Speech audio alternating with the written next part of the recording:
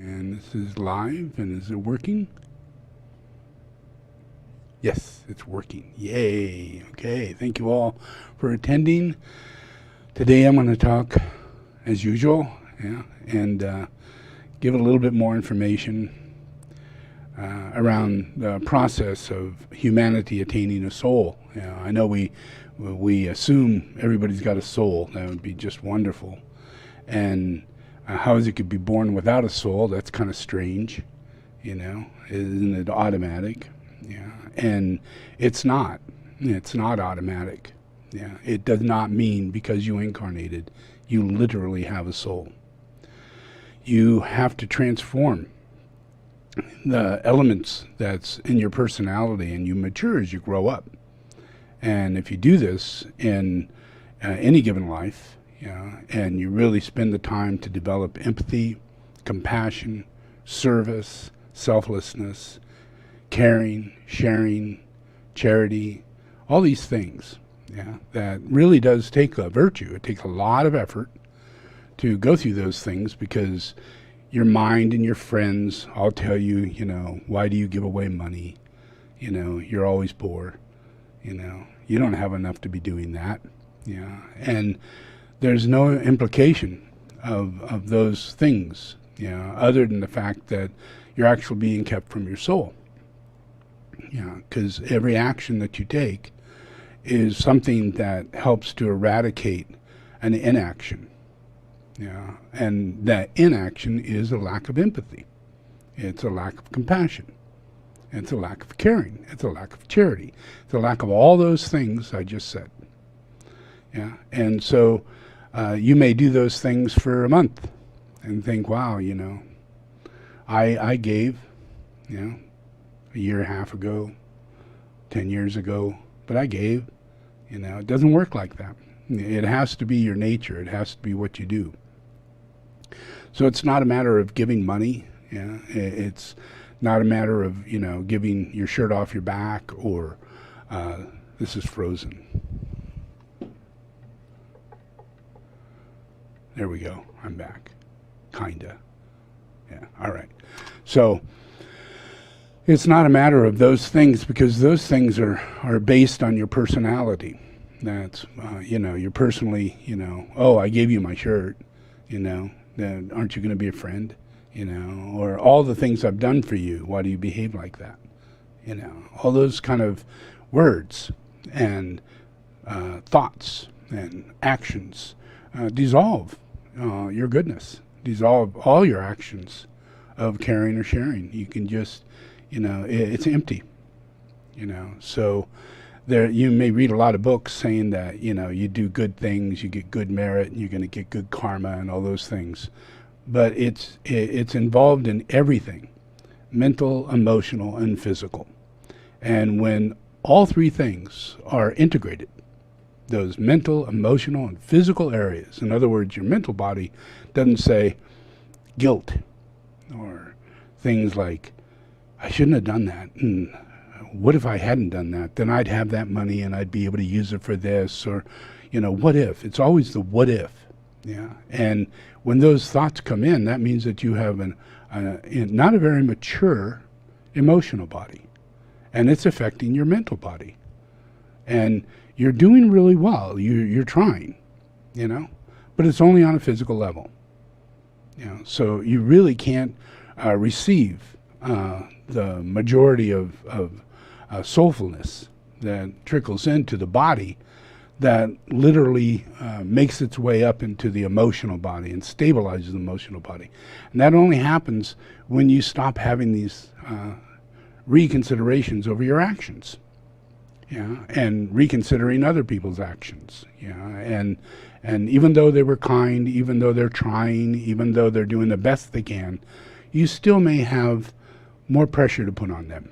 You still may have more suspicion, because you in some way believe that teaching the hard way, pushing a person is the way to get something done. It doesn't work that way. As you come through this thing and come out the other end and you have a soul, you'll learn that humanity and animals and plants and vegetables, everything works through empathy, yeah, and sympathy, but not primarily sympathy. It kind of starts off that way, yeah. That's an emotional reaction to something, but you need to have an empathetic reaction to something, because that then goes into all the areas of life, everything, you know, how you see a black person, how you see a different kind of person who's, you know, drunk or illiterate or poor or very different in suffering. You know, how you see those things is just your soul, whether or not you're seeing it on a personality level. If you see it on a personality level, either you're going to block it out because you can do nothing about it, or you can just assume that the government or something, they got handouts, they got a place to sleep tonight, things are going to be okay. You know, all those kind of things you can do. But that just means that you do not have the empathy to look into it. Because empathy requires hardship, yeah, a problem solving situation, yeah, and where it becomes difficult, you know, to deal with it, yeah, difficult to be able to see it, difficult to be able to, you know, come up with the right response and the right action and the right thing to do, yeah, because it's not about fixing things, yeah, it's about empathy and compassion, yeah. So it's the difficulty is in the process of these vehicles having a different reaction, a different action, a different way of seeing life than you do as your soul. And it's your soul who's fighting to incarnate. Yeah? So forever, that little spark of light inside of you, which I call the soul, is trying to be born. And it may take hundreds and thousands of lives. And you think, I came through this, I'm born, I'm in a body, I have a soul. And it's not that way at all. And you're not taught all the right things. You're not taught the truth. You're not told any of this. Yeah, because if you're told this, yeah, and if you're told this by people who have a soul, yeah, then that soul radiates and triggers and activates what's known as bodhisattva, that little tiny light of soul inside of you. And you learn by the complementation of hierarchy, people who have attained soul, not by peers who want to go smoke a cigarette in the backyard, you know, not by your mother who's depressed and wants to blow her freaking brains out, you know, not by your dad who goes off to drink every night after he watches football or while watching football because he works so hard and there's no consideration for that hard work because he's a man. He's a slave. And he's never given consideration over the reality that the man is the slave. Look at the world. 95% of people enslaved are in a male body. Whether it be little boys, teenagers, they're the ones grabbing the mercury, they're the ones grabbing the gold, they're the ones inside the cave, they're the ones digging out the coal in Virginia. Yeah. No little girl was asked to go in that mine. No little girl. So what do they do in those countries? They don't like the little girls because they have no value. You can't enslave them. They have no value. Yeah. You know, that's sad. You know, but unless you see this, you have the empathy to see this, then you'd see men as the slaves of the world. And you could not listen to the bullshit of the Communist Party or the Feminist Party that you want to call it, you know, or any party that subjects people to the illusion that this isn't going on. Yeah? How many people are in prison and how many of those are men? Yeah? How many people are on death row and how many of those are men? It has nothing to do with your race. It has to do with whether or not you're male or female. Because you're a slave. And if you're not a worthy slave, then you have to be punished like a slave. Yeah? Because you have no conditions inside of you. Yeah? Because you're a male. You're preconditioned. Yeah? You're automatic. You know? And then you get this social system where the girls are, they're taking advantage of the fact that the men haven't got any time to go meditate, to go get a massage, to go to the beauty parlor, spend a lot of time getting their hair done.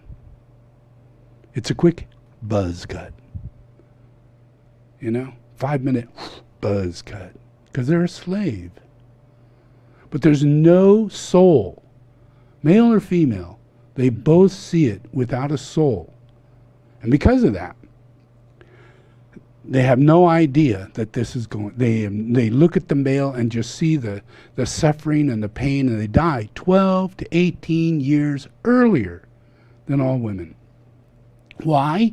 Because they're a slave. They live in more toxic situations. They work. All the buildings you see are built by men. All the roads you see are built by men. All the things you see are created mainly by men. That's slavery because they get no recognition for this work other than justified slavery. There's no compassion in that. None. You're in the wrong world. Yeah? You cannot gain any form of soul if both male and female cannot see the truth of who really is enslaved. If you can focus on the one who's really enslaved, you'll find out why that one's enslaved. Because they represent Jesus or Adam or Krishna or the Avatar.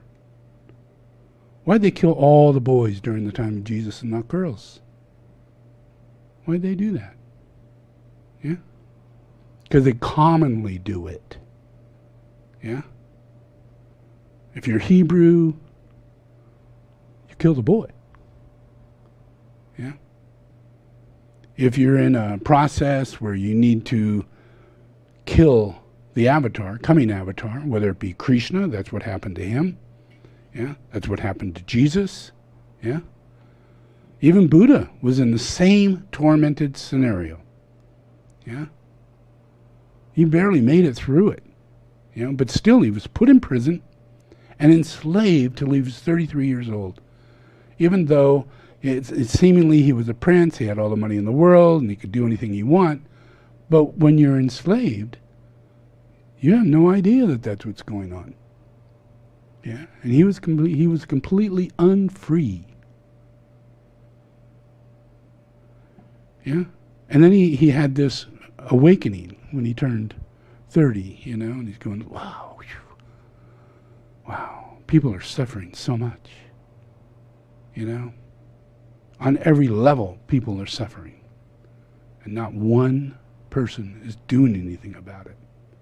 They're just burying people or burning people, and enslaving everybody else to poverty, richness, and middle class and upper class. Just all terrible. No compassion, no empathy. It drove him crazy. He had to leave the very next day. It drove him nuts. Took his best friend, went off, became an ascetic. Couldn't think of anything else to do. Yeah. And many years after that, after meditating and staying away and doing all the things it took to get rid of as much attachment to things that caused him more suffering. Yeah. And once that was done, he became more awake. Yeah. And that awakeness is what gave him compassion. And his compassion, at the level of his compassion, first thing he said, we don't need death. Yeah. Now that's soul. That's just soul. That's not even the monad. That's soul. So here comes Jesus. Yeah. And Jesus comes up to people and he saves them. He resurrects them. Yeah. And this is the same guy just 500 years later. Yeah, after saying what he did, dying for what he did, coming back, doing all the things he's doing, yeah, and manifest into an existing situation to where he resurrects someone. He's resurrected. Death does not exist. He proved it in this person called Lazarus. He proved it in a little boy. He proved it in a bird. Yeah, when he was only 8 years old, he had a dead bird in his hand. That was me. Yeah, I'm 8 years old. I got myself a dead bird. My friend hands it to me. I pet it, and it shakes, and it comes back to life and flies away. This happened over and over and over. People would bring me dead things. That's how I got to the dead boy. That's how they asked me to go to Lazarus, because I was known for that. I grew up in that area. People knew that I resurrected things. Death didn't exist, even though it was right in front of them. Yeah. So that's a walking soul. That's a soul boy. Yeah. Yeah. And if he dies because he's reincarnating. He's got to come back and talk to another group of people who's better for the soul. Yeah. And all those people die and come back around, and they're better for the soul, better for teaching, better for recapitulation. Yeah. So that whole process went on with Jesus. Yeah. But the whole thing is the process of the fact that humanity, it's not like humanity is evil in any way, shape, or form. It's just the truth is that, we have to evolve. We need to meditate. We need to develop the soul. We need to develop the soul. Not assume we already have a soul. Yeah? Because then we're going to think Trump has a soul. Yeah? We're going to think other people have souls. And how is it? Then we go, how does God let this happen? And it's not about God. It would be about God if he had a soul. You wouldn't elect him. Yeah? And he'd be more expressive in his demonic self. And because you're willing it. You're putting a light on it. If you put a light on it, which all those people in the news media are trying to do, and people who are leaving his office are writing books hand over fist, they're trying to do. And if you don't understand that as an inkling of the soul manifested for you, because we're all the soul, you need to listen to a collective embodiment of other people. And that's where the soul's at. It's not in you as an individual. It's in the collective body of humanity as a whole planet. Yeah. So we can't have bias against China. We can't have bias against Africa. We can't have bias against Mexico. We can't have bias against anything of a race, because it was created by God. Each race was created, not differently, but they were created by God. Yeah. Just like 7 rays are created, 7 races are created, 7 nations, are created. Yeah.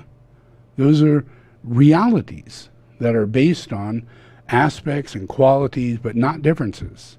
Yeah. They're all coming out of the soul. If we're in the soul, then we have no problem with these things. Yeah. But if we're not in the soul, then we have problem with God's creation and God's diversity and God's way of expressing things as slightly different. Yeah. And we have no empathy or compassion to be able to break down our hard way of thinking, that doesn't change, once constantly see it, whatever way we're seeing it, not change, because it's in the change that comes from the soul that literally allows you to change your emotional, constricted way of seeing something. Yeah, through hate or anger or need to, have to be a certain way. Yeah. So all of it is based on the relationship of the integration of the soul. And we have 7 nations, we have a whole world, and the soul is a collective body of planet Earth. Yeah. And it doesn't just come from the Earth. It comes from a solar system. Yeah, solar system. Yeah, and our solar system has within it certain radiatory frequencies. Yeah, the sun has a radiatory frequency. Yeah, not just Mars, but things outside of our solar system that surround our solar system. Yeah, like constellations and things like that, that have patterns in relationship to our seasons. Yeah, and those things actually create spiritual doorways if we want to take advantage of it. Yeah, all we got to do is learn to become empathetic. Yeah, in other words, we have to learn to love male and female. Yeah, no weird shit going on between male and female. Yeah, no, oh, you're different than me. I'm a girl, I'm compassionate, I'm empathetic, I'm a mother, I can give birth. You never experienced such a thing. How can you know empathy? How can you, that all comes from your veil of not seeing this guy as a slave. And you're actually enslaving him into a stereotype that he gets from being a slave. Yeah, because slaves have no skills. Yeah, it doesn't matter how skilled the guy is, he cannot mow the lawn according to the commercials in America. Yeah, men cannot mow lawns, they cannot paint, they can't do anything in a commercial. It's a joke. And then the woman goes, oh, let me take care of that. And she just whips it out, fixes it, paints it, fixes the table, whatever it is in the commercial, to emphasize the reality of a bumbling male, an aggressive male who's thinking down here, down low, where a woman is always supposedly thinking high, wise, knowing. Yeah? And they're both wise, knowing people, both of them. Yeah? But because of the process, of a lack of compassion and empathy, we channel. And we bring bias and prejudice between ourselves, males and females. And it starts right there between males and females, not any place else, but just males and females. So the most important thing is yourself. Not about your relationship to another person, because your soul and that other person's soul isn't integrated enough to carry out that kind of relationship. But yet your crazy self side will have an expectation that this is what's necessary. It's expected. But yet at the same time, the system says these are bumbling oofs that all they want to do is go to war. And you're a girl and you don't want to go to war. And you're a nurturer. You're wise. You make the best decisions. You could read a map and receive directions. Men cannot. Men cannot receive directions. Men cannot read maps. Oh, that's a lie. It's all a lie. Who's a navigator in the world? Men. Who built navigation? Men. It's not that they're the ones. It's just that it's a lie. It's a complete deception. Yeah, and people fall into it because you don't know enough men to make that decision that this is what a man is in a stereotypical way of any kind. Men, all these male things, and the truth is men are, in general, men are the most minimalistic, wise people on the planet. Minimalistic, and you could prove it. All you got to do is look at the statistics of sales in malls. Who buys shit in the malls? Women. 85%, unless there's a technology. And if you go into the mall and you go into that big Sears store, and it's got 5 different levels to it, and there's only one level, and 1/4 of that level is men's shoes. That's it. No other kinds of shoes, just 2 or 3 different types of shoes. Maybe tennis shoes, work shoes, just plain shoes. And then you might find an area where it has shirts, but it's all together. Shoes, shirts, jackets, belts, everything, all one section. Little kids, big guys, teenagers, all one section. Look at the rest of them all. There are 1,000 different pairs of shoes for women. And there are 100 different shoe stores. Yeah. And if it wasn't for sports, the guys would be like, what else do I wear? You know, I don't even play sports, but I'll buy the freaking sports shoes because I want a little something going on in my life. You know, I'd like a little color, you know, but they're not expected to. The women are in charge. They'll put you down. And every man deserves and desires to be loved. So they're listening intently. What do the women want me to wear? What makes me macho? Yeah, so now they got all these tattoos because they want to be more macho. They're trying to get a woman. You know, how do you get these women to like you? To be attracted to you? You know? Well, first they think they start off, they're 5 years old, and they start making little dolls with dresses. You know, they worked this thing out since they were little kids. But a little boy, you know, he hasn't got anything like that going on. He's got tinker toys, he's got, you know, like building blocks, he's got, you know, like art, you know, he's got, you know, creative engineering like things he could do, you know. He can work on a car, you know. But he's not a designer of clothes or a designer of a home. Oh, my husband's he's gonna be something, you know. He's gonna have big, broad shoulders, and he's gonna be tall and dark, and he's gonna be really handsome, and he's gonna have a great job, you know, probably a doctor, you know, and he's gonna all these different things, you know. And that's by the time you're 11 years old, you know. And by the time you get to 15, 16, 17, 18, you know, it can get pretty intense, because you have, you know, no interest as to whether or not you should even get married. Yeah, because you know, the world is not in that way. When you start talking to the guys, you know, they're not planning marriage. You know, they're not, you know, going, oh, well, I'm going to get married and I'm going to get a job and I'm going to do this sort of thing. Their first thing is thinking, what I'm going to do to work, what I'm going to do, you know, what's going to be my job. You know, they're not thinking, you know, because you got to consider, you know, there's a lot to the economy of being in a relationship and moving in that. The reality kind of comes along, yeah. But this is all coming out of fantasy where there's no soul. It's a projected astral illusion, glamour. And it comes with malls, yeah.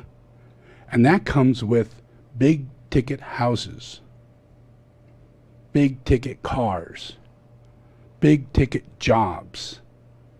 And as a slave, you better fricking move in that direction or you're not going to get one of these ladies. Yeah? Because it's a modeled scenario. Yeah? And you could end up, as a lot of guys do, in and out of marriage. In and out. Because it's a fantasy more than it is a reality, and nobody's willing to stick to a hardcore scenario and break through the process of finding the right reality of how to live this life, you know, subtly, you know, not in fantasy, not overspending and overcharging with credit cards and all the things that comes with the world of fantasy, yeah. Because you're just going to head to the mall and you got no money and you're just going to get that credit card and it's going to come down on you. You're going to go to school thinking you're supposed to go to school and you're going to have $30,000 loan you got to pay. And you never get to pay it off because you never make enough money to pay it off. Yeah. Yeah. And it puts so much, bills put more pressure on people to keep their soul from manifesting than anything else. The stress of working for money.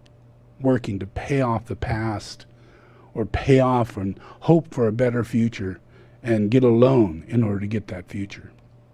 Yeah. All that is soulless activity. Yeah. It's really hard to take into reality. Yeah. So in this situation, we have we have other things that cause stress. We have, right now, we have a president who is doing what he's doing. We have coronavirus, which is doing what it's doing. And we have people who we are witnessing the fact that a lack of soul will kill you massively, by the millions. By the millions. And this is going to have to be your witnessing. Yeah, it's going to have to be your experience. Because without a soul, you think in your mind with short-term thoughts and no memory whatsoever, just short-term thoughts. And these are all preconceived, assumed notions. Yeah. So here you are, you're in a virus. You have no memory of previous viruses. You know? Not like, oh, we've been through this before. Yeah. You have no memory of that because it really never took on this big, but it did. It did in China, it did in other countries, and it did in certain states in America, and then it was kind of slowed down. You know? So it didn't affect us in that way. But a virus like this, once it hits, you can count on enormous numbers of viruses after that. And if you study this, you'll find that this virus has been to us before. Yeah? The coronavirus is a SARS virus. Yeah? And we went through the SARS virus. And now we're in the coronavirus, which is just another name for the SARS virus. Yeah? That means it mutated. And it's mutating right now. Yeah? So there are people 6 months ago who had this virus and almost died from it. And we got presidents and doctors and other people, and they're all doctors, they're all unknowing people, yeah, and they're in the middle of a science to where they really don't know whether or not this could be cured, because it's a virus. And where does it come from? You can't stop it unless you can get to where it's coming from and then change those conditions. That's not really going to happen. Yeah? Because the same place it comes from, whether it be the SARS virus or this particular virus or others, they're all going to come from a breeding ground that comes from the animals or from people who have the virus, and it's incubating, and we just shoot it back out again in another increased process of that virus hitting us, just like the flu. And now, because we don't have a soul, we don't even know the flu does that. Yeah? We think it's like a cold. Oh, the flu. Well, it comes and goes. Most people don't get it. But you got to think about it. The flu is a virus, and why is it here? Kills people. Thousands and thousands of people. But when you're on a planet that's soulless, who cares if people die? Who cares? Yeah? Yeah? So now, it's going to reach millions. Because this is a learning process of the soul. And it's not like God's writing a book and going, well, time for everybody to learn. No. It's a process where everything that happens in life is a response. And if we don't come to grips with what's going on in response, if we don't wear our mask, if we don't help other people wear a mask, if we don't not go outside, we stay inside as long as we possibly can, stay away from all the things that you're supposed to do, and not complain about it, And at the same time, you'll witness people going batshit crazy, carrying guns and coming out and getting violent, because there is an even opposite to the soul. When you don't have a soul, there's a place where things get worse. And you can take refuge in darkness, which is based on hate. Now, from that point, it's not about trying to stop the cold or stop a virus. Those are elements of compassion and empathy. Because if there wasn't compassion and empathy, we'd just take a gun and shoot that person like you would a horse. There are people who will do that. Because this is a soulless place. Yeah? And those conditions happen. Yeah? And that's because we have the death penalty. That's because we hang people. All throughout this world, we hang people. We have firing squads. Yeah? Yeah? We shoot people. Yeah? We give people shots.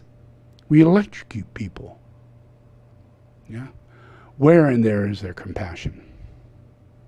I mean, that's the element of the soul. Yeah?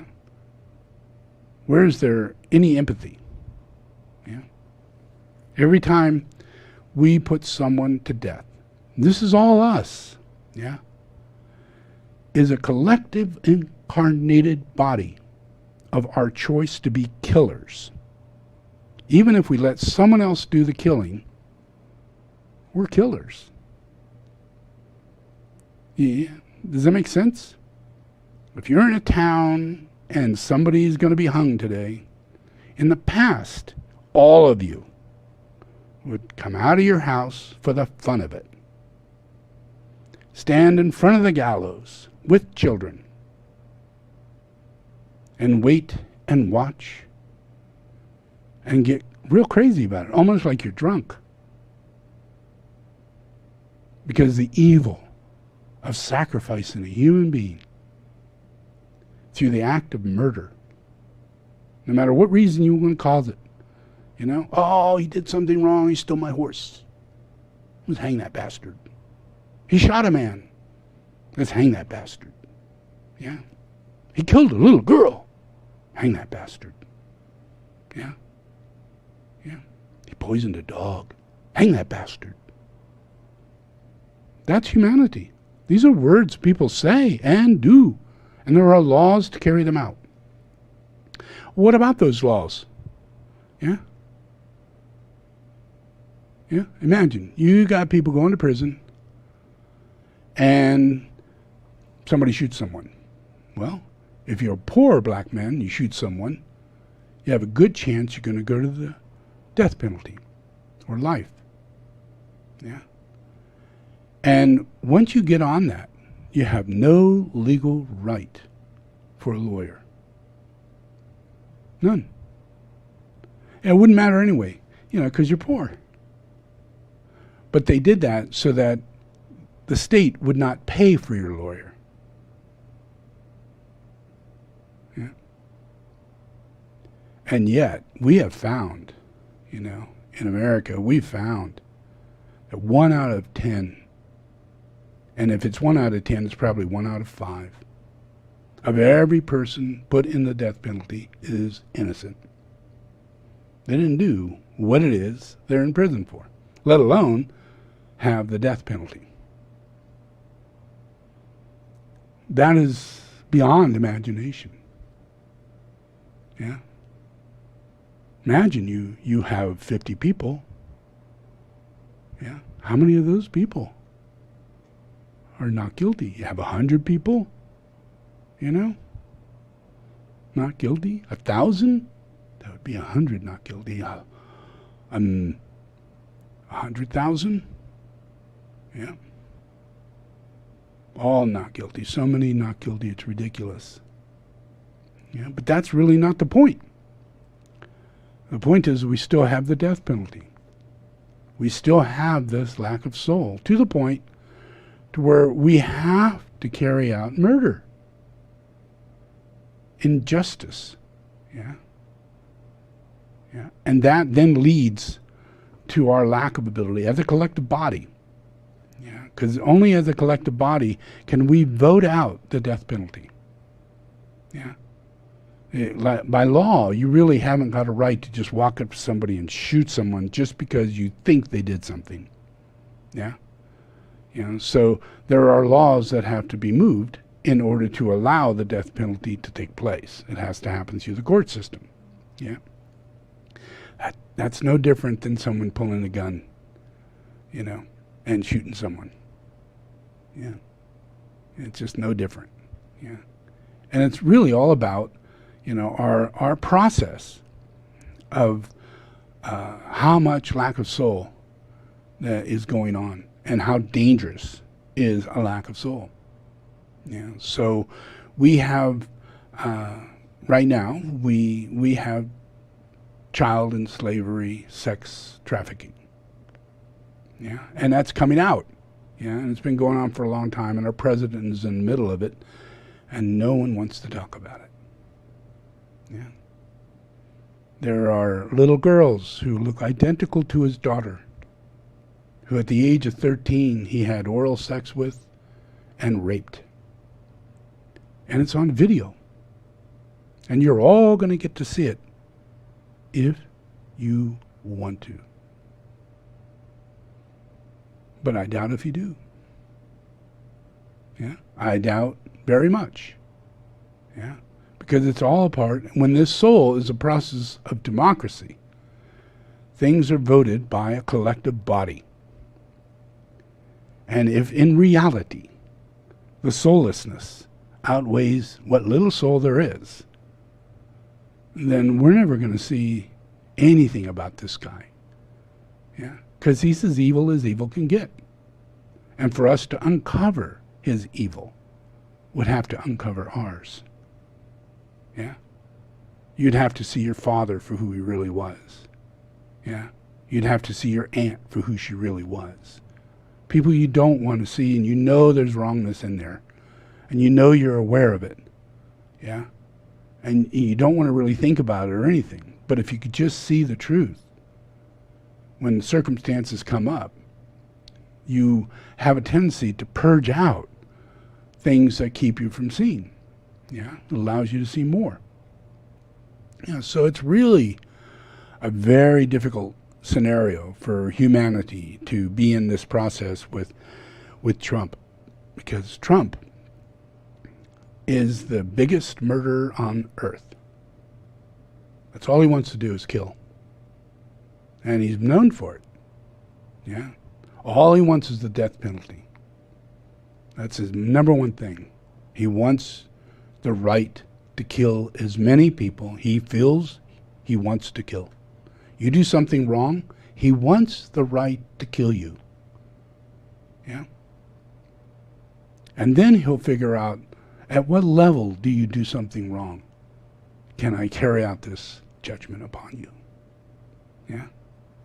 Because truly, that's where this man's at. He is the evil devil of law and order, of hate. He is the god of hate. Yeah? He loves hate. And he wants you to hate. Yeah? He wants you to hate and hate and hate and hate. He started this when he was 30. He got really publicly known for hating 5 young black men who raped a white woman and left her beaten. Yeah. And he went with his prejudice scenario of, oh no, black men having sex with a white woman. Kill that. Kill them right now. You know, I hate them. I hate them. I hate them. That's what he would say. He hated them so much, he put out a whole page ad saying, we need to put them in prison right now and kill them with the death penalty. Immediately, right away. He did that. Full page ad. Guess what? They never got a proper trial because of him. They were innocent. And because of him, they felt that they would never be allowed to be free again if they didn't confess to it. They believed, they were told by their lawyer, because of Trump, he has so many people against you. If you don't confess to that man, yeah, it's likely they will give you the death penalty. But if you confess, the judge will probably go a little lenient. And he won't follow the directions of Trump and give you the death penalty. And they really believed it. The lawyers believed it, that they were going to get the death penalty. Trump was going to force it upon them. And those 5 kids were all going to die. And they were innocent. And there wasn't anything you could say to Trump. He got on TV, a national TV. He begged people to hate these kids. Join him in hate. Join him in killing people. And then you made him president. He's doing the same thing. He's having rallies saying, we must kill people. Why, in the old days, if someone like that man right there was to say what he just said, I could pull out a gun and shoot him. In the old days. And then he'd pull out a rifle and he said, or I can shoot him. And you can't do a thing about it. He said, I can go into the center of New York City and shoot someone right now, today, and you can't do a thing about it. Because he's the guy who creates murder. And you can't judge the guy who creates murder. There's no place before or after. It's the origin. I know this sounds a little far-fetched, but you need soul. For you to get your soul, you have an opportunity to look at Jesus Christ in the face. And I could tell you today, Satan is incarnated, and I'd like you to look at him in the face and see this man.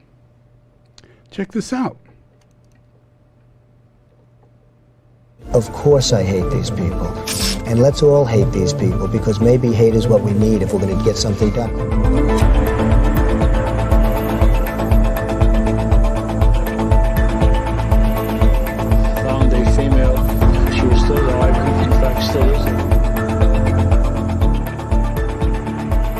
I am strongly in favor of the death penalty. I'm saying if they're found guilty, if the woman died, which she hopefully will not be dying, but if the woman died, I think they should be executed.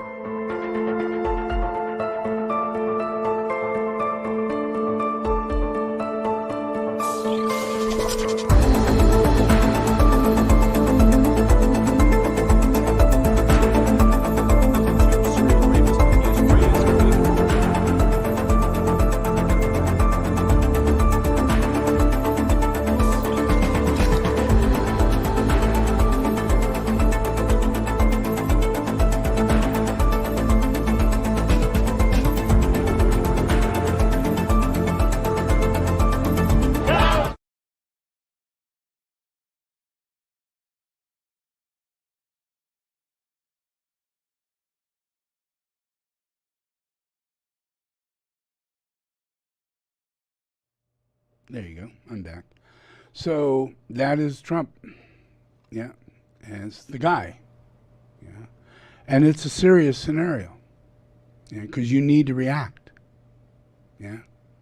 You need to meditate more. You need to watch out for any ill feelings about people, places, things, circumstances, all that kind of stuff. Yeah. Because there's a collective body of the soul that's asking for attention, yeah, in the process of getting rid of this guy. Yeah. And people move by a collective body. That's why voting works. Yeah. That's why we can make movies that are enlightening, and we can take people into those movies and have them watch those movies and come out more enlightened. Yeah. That's happened a few times. Yeah. I've helped foster that scenario. Yeah. But that's so rare. I mean, you can't say that's a happening scenario. Yeah, but it's possible.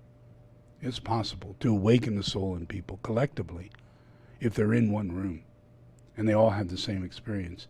And that light starts to pour inside people and it starts radiating out. And we could do this through democracy.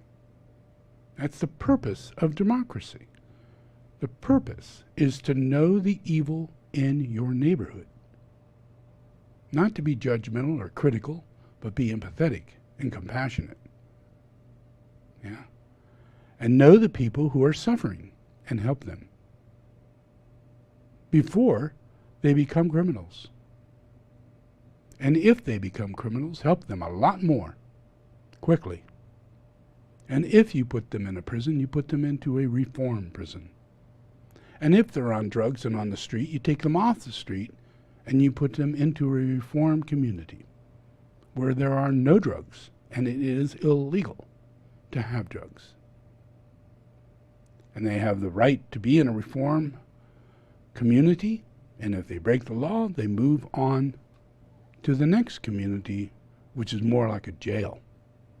But it still gives them therapy, it still gets them off drugs, it gets them training and education, it furthers their life out of a hole and into light.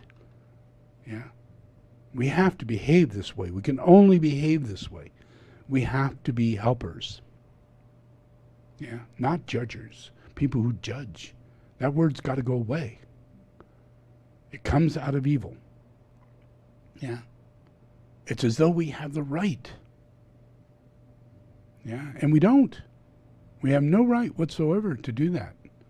Yeah. We have to come to a point to where we could deal with the person or deal with the circumstance. Yeah. But if it adds up, and now we're in, imagine you go back a few hundred years, just here in America, it was lawless, So we had to take law in our own hands. Yeah. And we hung people for stealing our horses, or we shot people from cussing at us. Yeah. Or losing in a card game. Yeah. And everybody lived through that. There was no law. There was no states. There was no county. There was no sheriff. Yeah. Watch Deadwood. Yeah, it's a TV series. Check it out. It's more real than most things that we put on TV. But it'll show you the side of where you come from. That's the truth. Yeah. You don't come from here. You come from there. And there is the past. And the past is bigotry and enormous dirtiness and no hygiene. Oh, there goes my camera again. I'm back. Okay, that's good. Yeah, so all of that lawless reality is what we carry into us today when we come into our incarnation. And we think we're so deluded in a soulless state, and no one knows that we've reincarnated. So we can't look back at Wild Earp, and the days of Wild Earp, and all the people of Earp, and all the people of England, and wherever that is in the world 100 years ago. You can't really look back and go, that's where I just came from. But unless you do that, unless you could see that, then you won't have an understanding of why you're so prejudiced. Why you think you need to behave in the way you do. Yeah. Because if you were stuck in a terrible situation on a stagecoach, for a month, trying to get across the United States and Indians gather you, and you go down bad, you come back in another incarnation and it ain't right. Your thoughts aren't right. Your emotions aren't right. Nothing is right. Yeah. And then you reincarnate and you have to live through a whole period of time to where now you want to abolish those Indians. All of them. And you have no ill feelings about it. Why? Because in your previous life, there was a war between the Indians and the white people on this land. Yeah. And the Indians did their best to keep those people from encroaching their land, taking their animals, stealing, all the things that did happen for that 100 or 200 years. Yeah. And then when those people reincarnate and we get back together again and they become soldiers in a civil war or whatever, and they're looking at Indians, they ain't looking at them very happily. They're very prejudiced. They're very biased. They think they're evil. Yeah. Because they have instincts from their past life that scare the shit out of them. Yeah. And they have no idea where it comes from. But if you've ever been skinned and tortured the way Indians did, it's the worst way to die. And many white people died that way. Many. And then you die and reincarnate. And then you find over the next 50 to 60 years, they gathered all the Indians and they tortured them to death. having them walk through long, long weeks and months in the snow, yeah, on the walk of death. And you think, wow, how can we do such a thing? It's recapitulation. Yeah? Yeah. And we're still doing it today. Yeah? Today we have little girls that are being trafficked. Yeah. Why? Because we have models. Trafficking comes from models. Yeah. Yeah. The process of manipulating and thinking that a little girl is a grown-up sex object, comes from the process of turning these females into sex objects. And that happens in modeling. Yeah. So all of a sudden, the female itself is a delusion of grandeur, pedophile focus. Yeah. And if you're gay, then you want to dress up as one of those models or one of those actresses and play this part. Yeah. Because it's just an aspect of what gets you moving. Why you'd want to become a cross-dresser.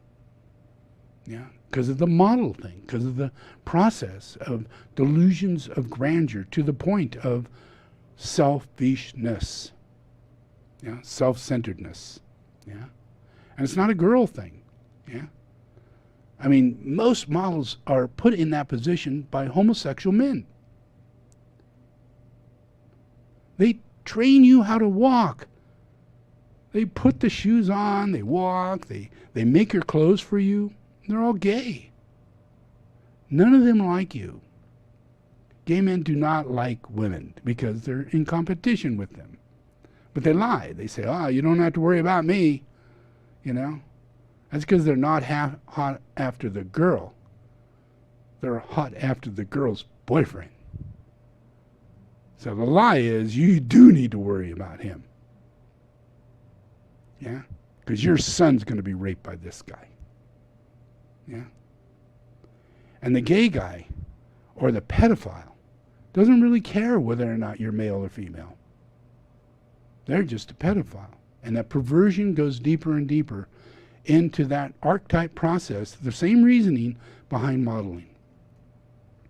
Yeah, stereotyping. Imagine you can take the ugliest girl and turn her into the prettiest object just through the modeling process. Yeah. And it has nothing to do with reality. It takes us away from reality. Yeah. It burns up an enormous amount of what could be, fostered reality behind what is our gender truth.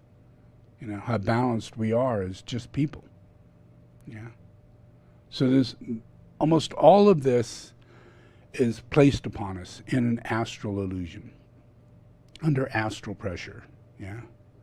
So imagine then the influence of, we want to get rid of hate. Yeah. Hate is a process that creates the law that channeling works on. Yeah. And how to get rid of hate is almost impossible. Because then you got to think, well, I got to look at every part of my negativity and get rid of it, take it personal.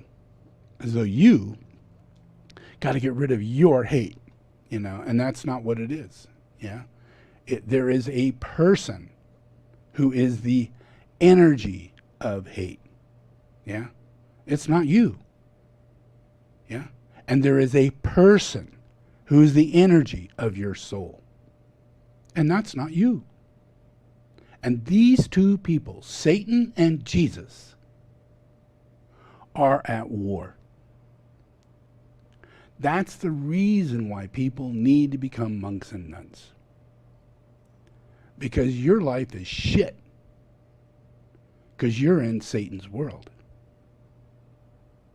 And he's going to use you in order to be voted or manifest these laws of death penalty or manifest more oil wells or manifest war or manifest communism or manifest whatever it is that Satan has manifested under the law of hate. And it's big. Most nations are ruled by this. Most states are ruled by this. In the whole of the United States, it's ruled by the law of hate. We're coming out of the law of hate. We were lawless. Yeah? Yeah. We broke everything. We broke all laws. Yeah? We had to break the laws of England in order to go to America. We fought a war with England in order to break that law. And it was an unjust law. Yeah? But that didn't mean that we were fully conditioned, soulful beings that could create a fully collected United States. So they wrote the Constitution and the preamble to make sure that we were governed by God, and that generation after generation we would slowly but surely make manifest these things into realities. Just like the Bill of Rights, you know. The Bill of Rights is an influence of rights. Yeah? What are our rights? And how do we think about what are our rights? The right to speech, yeah? The rights to gather, yeah? The rights to do different things, you know? What are our rights? Yeah? And all those rights have to do with things that we've come to understand are things that are inalienable rights of the soul. If we didn't kill anybody, these are the things we would want to do. If we left out murder, war, all those things that really we don't have a right to do, but they happen because of the law of hate. And governed in the United States, we set ourselves to receive God and move the United States into an awakening. Yeah? So we happen to be a place where Jesus Christ incarnated and Satan incarnated, and a whole bunch of other demons. Yeah? Hitler reincarnated, and you loved him. He was a pedophile. He's a wonderful guy, just great. Yeah? No telling who this other guy who's the pedophile who killed himself in prison was in his previous life. But I can tell you, he was evil, and he was powerful, and he was very well known. It wouldn't take me more than a couple days to figure out exactly who he was in his previous life. You know, but no one thinks in those terms. Like, it doesn't really matter. Those don't happen. But they do. Yeah. And that's the difference between Satan and Christ. Yeah. Christ holds the world time, the influence of time. Yeah. Time is an element. Yeah. Physics is just coming around to that. Coming around that there are many different elements to our reality. Yeah. Yeah. There's up, down, north, south, east, west, and time. Yeah. Kind of missed that one. Yeah. But that is the element that holds north, south, east, west, gravity, anti-gravity, all of it, and light. Yeah. Is time. But where does time come from? Time is something that is ceremonially organized, something that is in a state of perfect union, perfect balance, perfect harmony, perfect position with light. Yeah? So time and light are together. Yeah? And we don't know this. We don't know any of that. But out of the mind of God, the teachings of the soul and everything, all of that starts coming together. Yeah? Where it is the time for light to begin to shine, to manifest into people. It's the time. Yeah? You can read about when is the coming of Christ. Yeah? And then you read further and it says, no one knows. No one will ever know when the exact time is that Christ will externalize and be recognized. Yeah? No one knows. Yeah? And that's a fact, because the Lord is in control of time. So the Lord can reincarnate over and over and over and over. And as I do, I keep coming back, you know, and I'm just holding the cycle of time. And everything is slowly but surely evolving a soul, and that's in my body. Yeah. So every incarnation I'm coming back and I'm expressing this light into humanity. Yeah. And it's not coming, from Elon Musk. It's not coming from Einstein. It's not coming from the Pope. It's not coming from the Dalai Lama. Yeah? It's coming from one singular entity that incarnates and reincarnates just like you do. Except the purpose of that entity is to hold the soul, to keep the soul intact. Yeah? And that means that there has to be communication amongst all the elements to keep time in right order so that we can come out of this. Yeah? Because if we're in the time of God, yeah, which means that elements are being moved that work with God. But if elements are moved to work with hate, more attracted to the alignment of hate, which are lower, vile, ugly elements, yeah, then those qualities keep pouring out. That's what holds everything down. So it's really in the Lord, the constant work of the Lord, that's turning the wheel of dharma that moves time. Yeah? So I can tell you that despite the devil being here, despite the fact that we're in the situation that we're in, despite all of these things, time is in God's hands. Yeah? And the influence of empathy is going to manifest like a earthquake, not like a slow meditation. Yeah? Not like, oh, I got to have death come before I wake up. Yeah? A very different thing. Right now, we're at the place where death is coming, and it's coming fast, and it's coming in large, major ways. Yeah? And it's because it's on that leap of people's past incarnations. We have a person here. I mean, I told you who he is, but you won't believe me. Yeah? But we have this really evil guy again. Yeah? And he was crazy ass evil in his last life. And the way he died was horrendous. Nobody wants to die that way. Yeah? And he died that way. So that's what's inside this man right now. Donald Trump. Yeah? He has a recapitulation in his body and his mind of being beaten to death, hung upside down, and spit on in his last life. That was his glory. Yeah? And I could show you 100 lives where he died the same way. Yeah? So that's why he behaves the way he does. Yeah? He believes in hate because he receives hate. Yeah? He does not get judged for what he does because he's a liar. He's a ruler.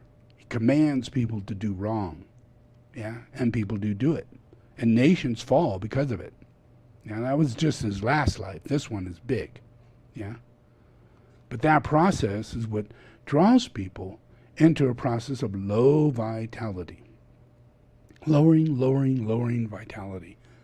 And it's the soul that keeps the viruses away. Yeah? It's what keeps them away, completely away. And it also awakens us to new realms of advancements in science that allows us to conquer these viruses quickly, immediately. And we're ahead of them. Yeah, we're scientifically researching 24/7, knowing that they're coming. We're not surprised because we have a soul. Yeah? But we are surprised because we don't have a soul. Yeah? Fossey did this during the AIDS situation.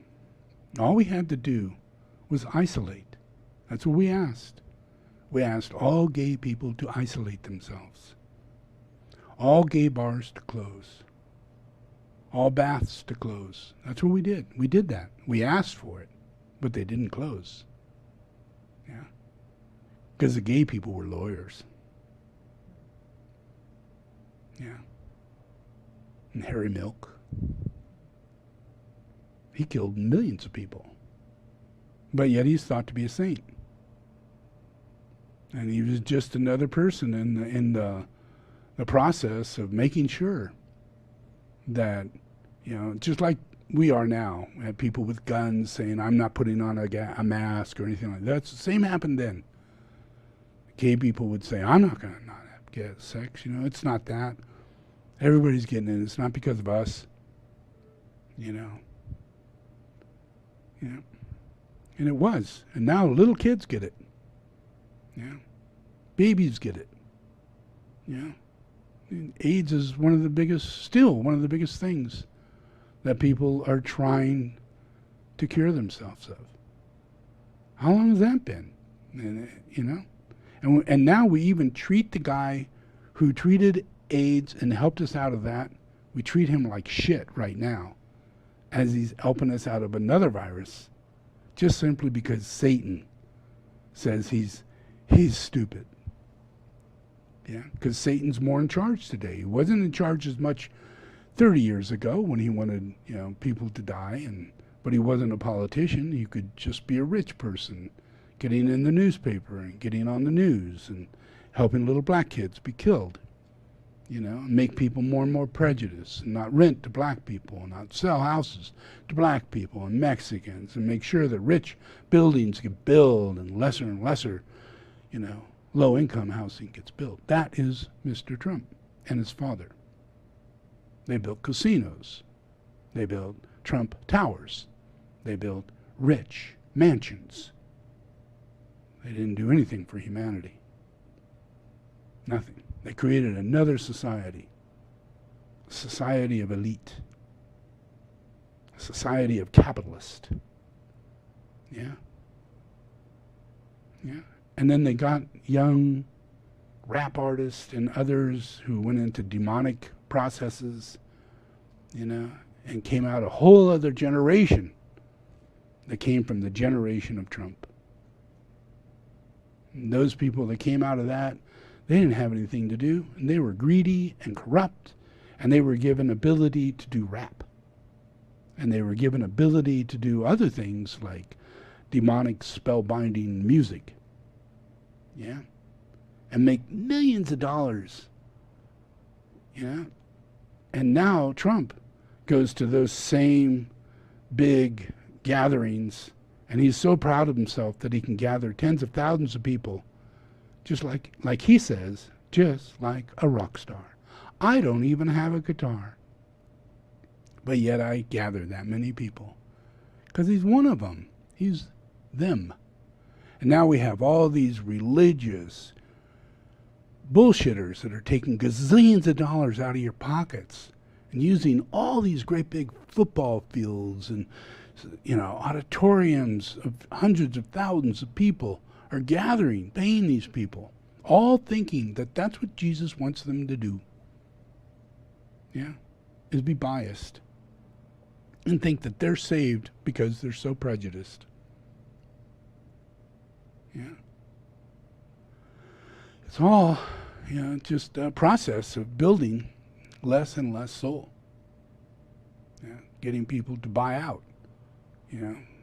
And so, you've seen the one where he did what he did with the 5 kids. That was really terrible.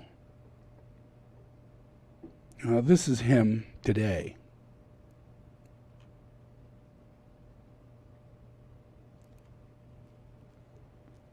This is our president today at gatherings. And this is what he talks about.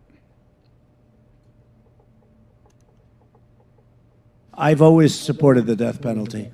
I've always supported the death penalty. I don't even understand people that don't. We have to bring back the death penalty. They have to pay the ultimate price. Death penalty.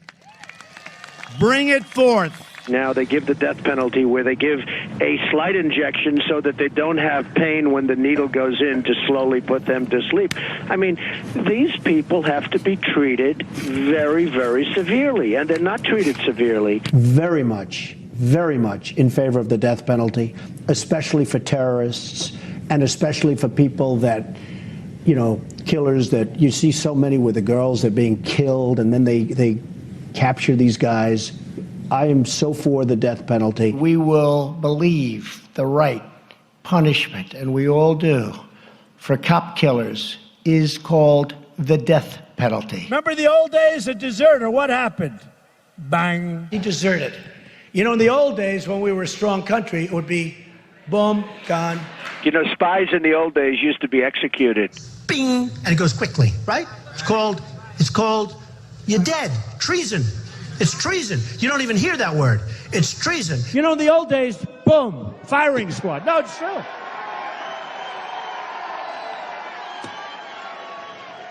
I love the Second Amendment. I love the Second Amendment.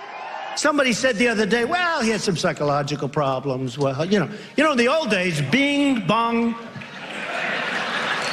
When we were strong. The drug dealers, the drug pushers they're really doing damage.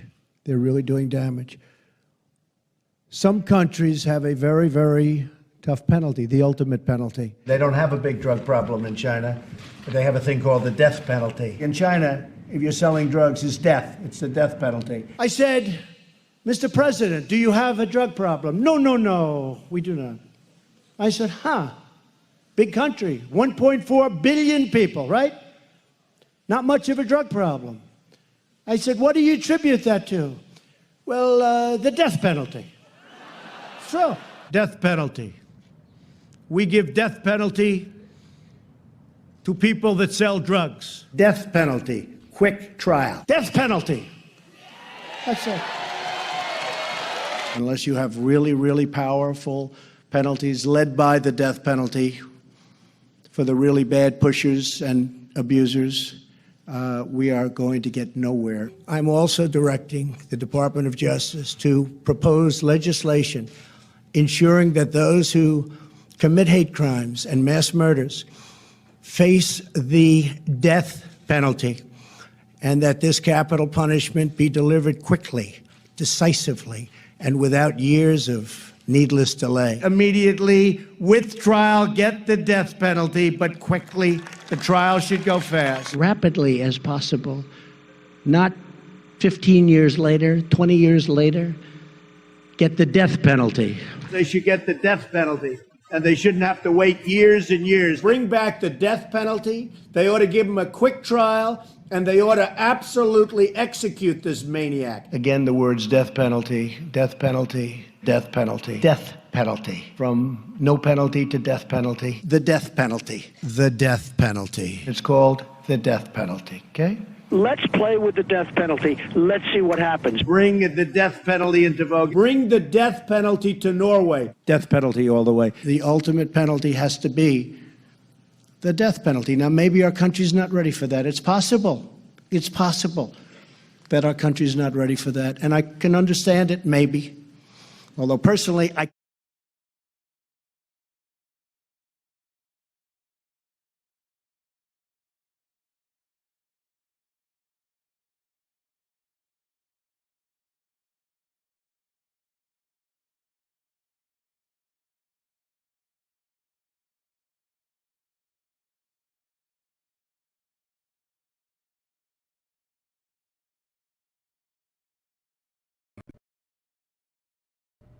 Yeah. If you go against the process of the nation, there is a prison for tens of thousands of people in a singular prison. And you go there to work for the rest of your life. And you're slaves. Yeah. And if you go outside of that into a more process, then you're just killed because they don't want to waste any money on you. They're communist. If they can't make money off of you, they want you dead. They're not going to do anything for you.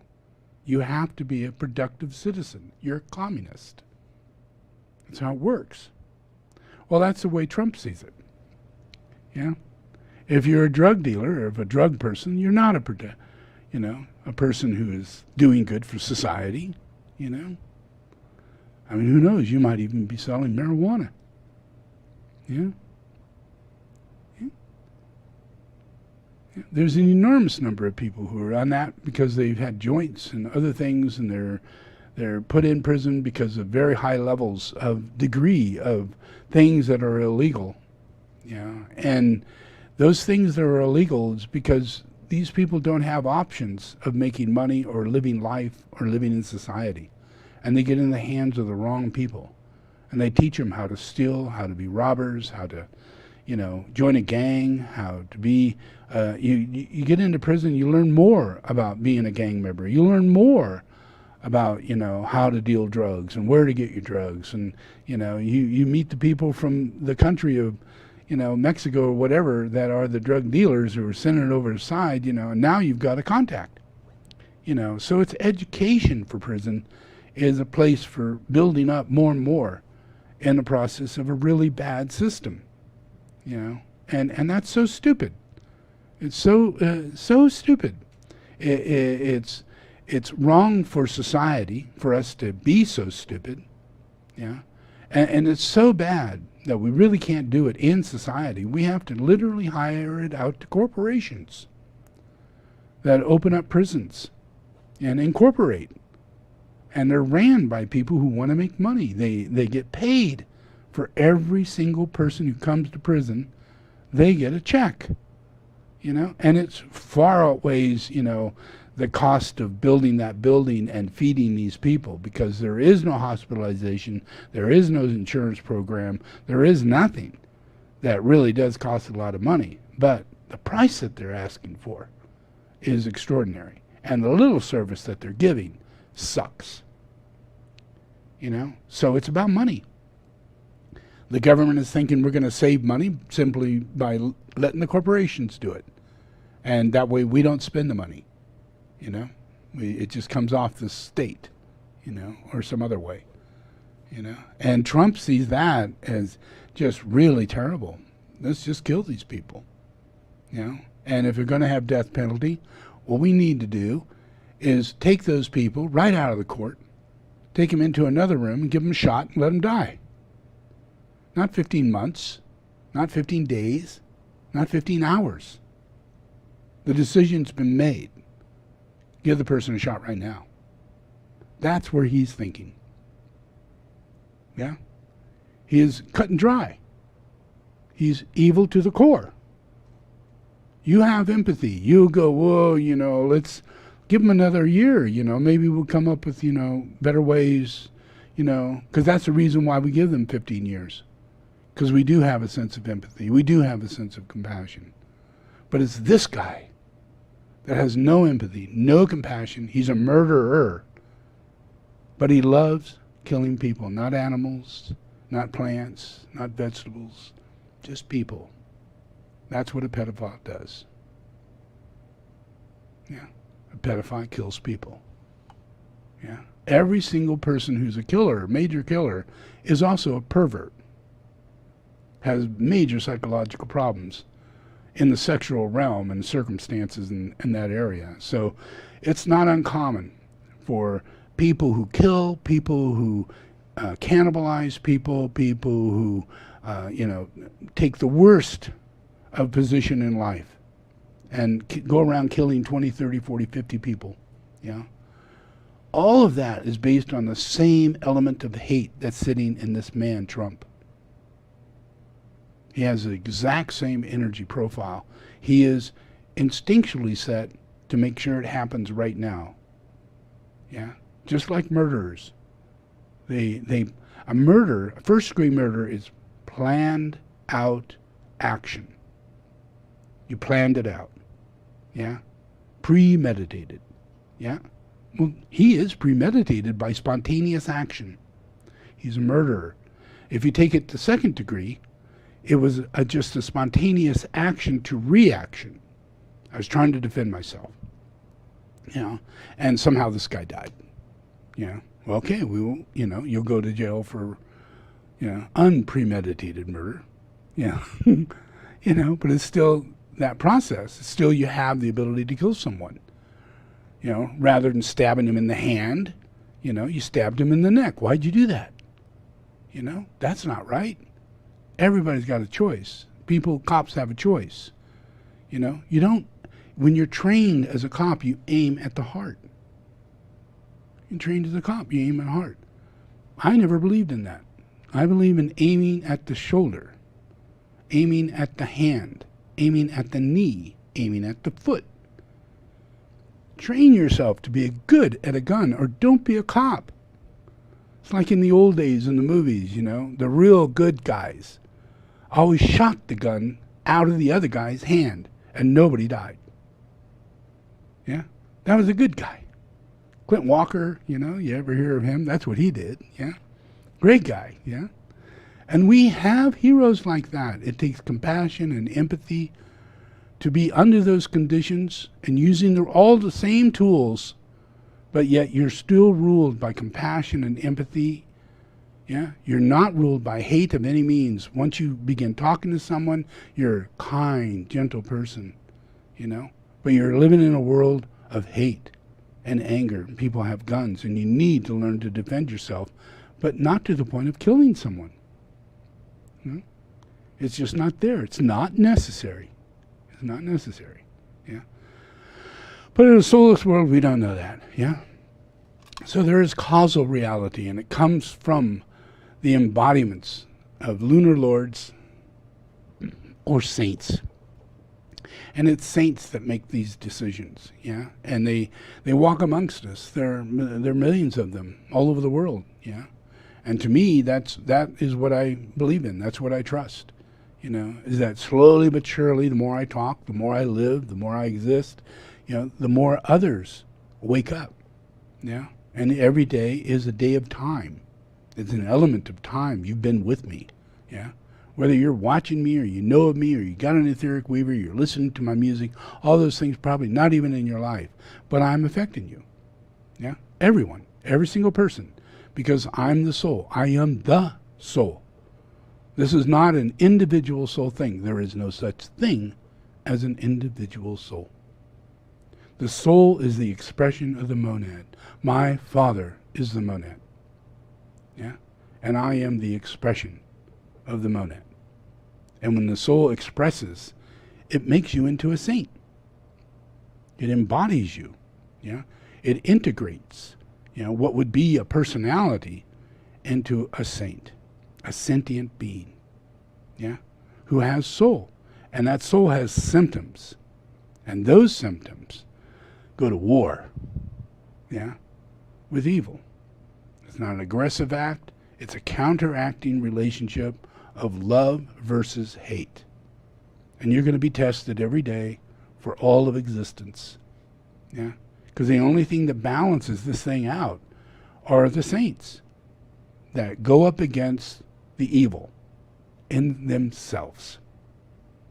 And every day that they turn that around and don't react in that way and don't have that suspicion and all these kind of weird shit that's go on, every day that changes, it radiates out as a collective body into humanity, and it changes the time.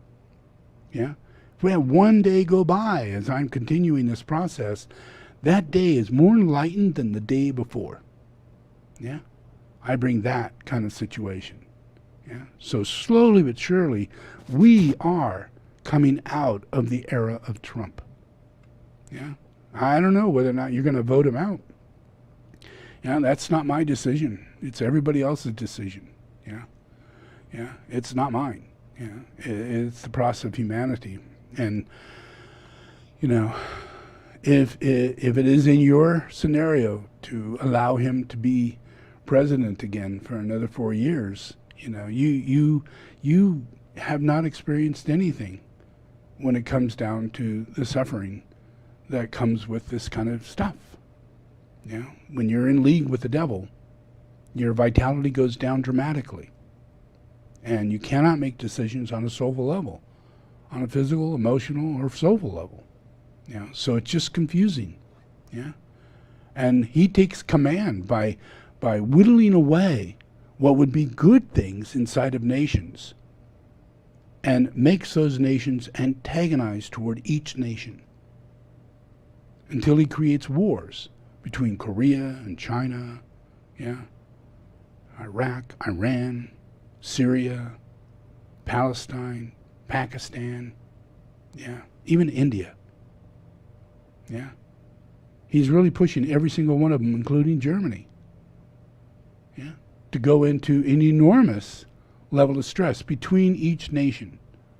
Where before we had a focus of thinking we were going to be healers in the nations. We were going to move forward in order to take strides, to create a greener world and less nuclear bombs, less war, less aggression, better economy, sharing of wealth through trade, trust, through trade, through commerce, because people are worthy of this trust that, maybe it's not that good today, but if we believe and we try and we push, then those technologies that are not here today, but as we further those technologies toward compassion and empathy and right nations, then all of a sudden, all the people that would be going a left-hand path are now having the opportunity to work in high technological advanced areas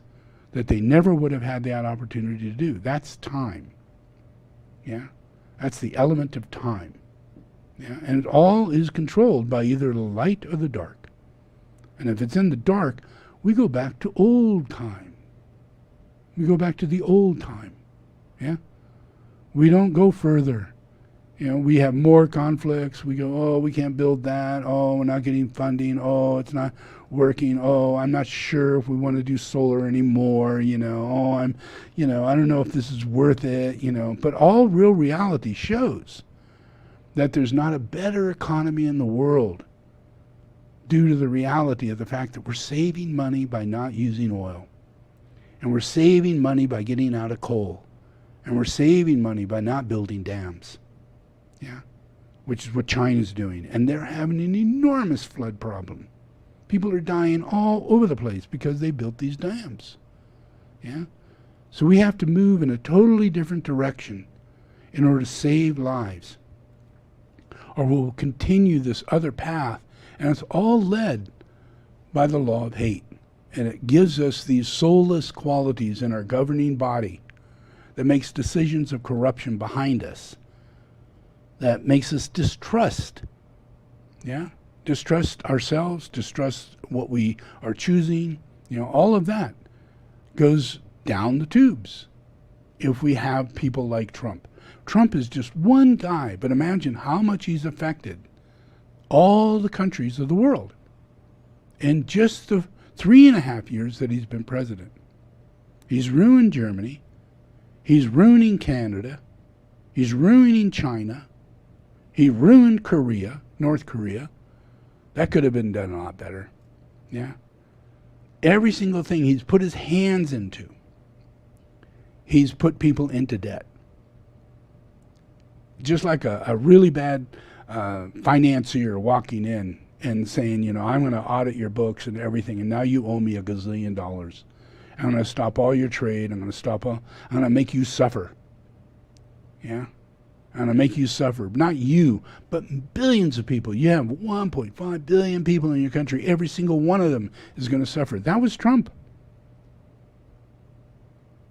And right after he did that, they got a virus that killed more people that's ever been killed here, but it's just not reported because we know that kind of thing is what goes on there. And that's not because it's evil. It's just because they have a lot of propaganda, and by nature, they just simply do not tell the truth. They're scared. They're very afraid that they're making all the wrong decisions and everybody's going to come to find out, and they're never going to have a future. No trade, no trust, no nothing. Yeah, and they're right. All of a sudden, countries want to sue them for the virus because they don't lack trust. They lack trust. They don't have an element that, they're going to change. Yeah. So you want to sue them in order to make sure that this doesn't happen again. Not just to get money from them, but to force them to cooperate in a situation like this. Yeah. Yeah. That's our situation. And it's all done by the law of hate. Yeah. So it's important that we get out of the law of hate. And this is one of the reasons why.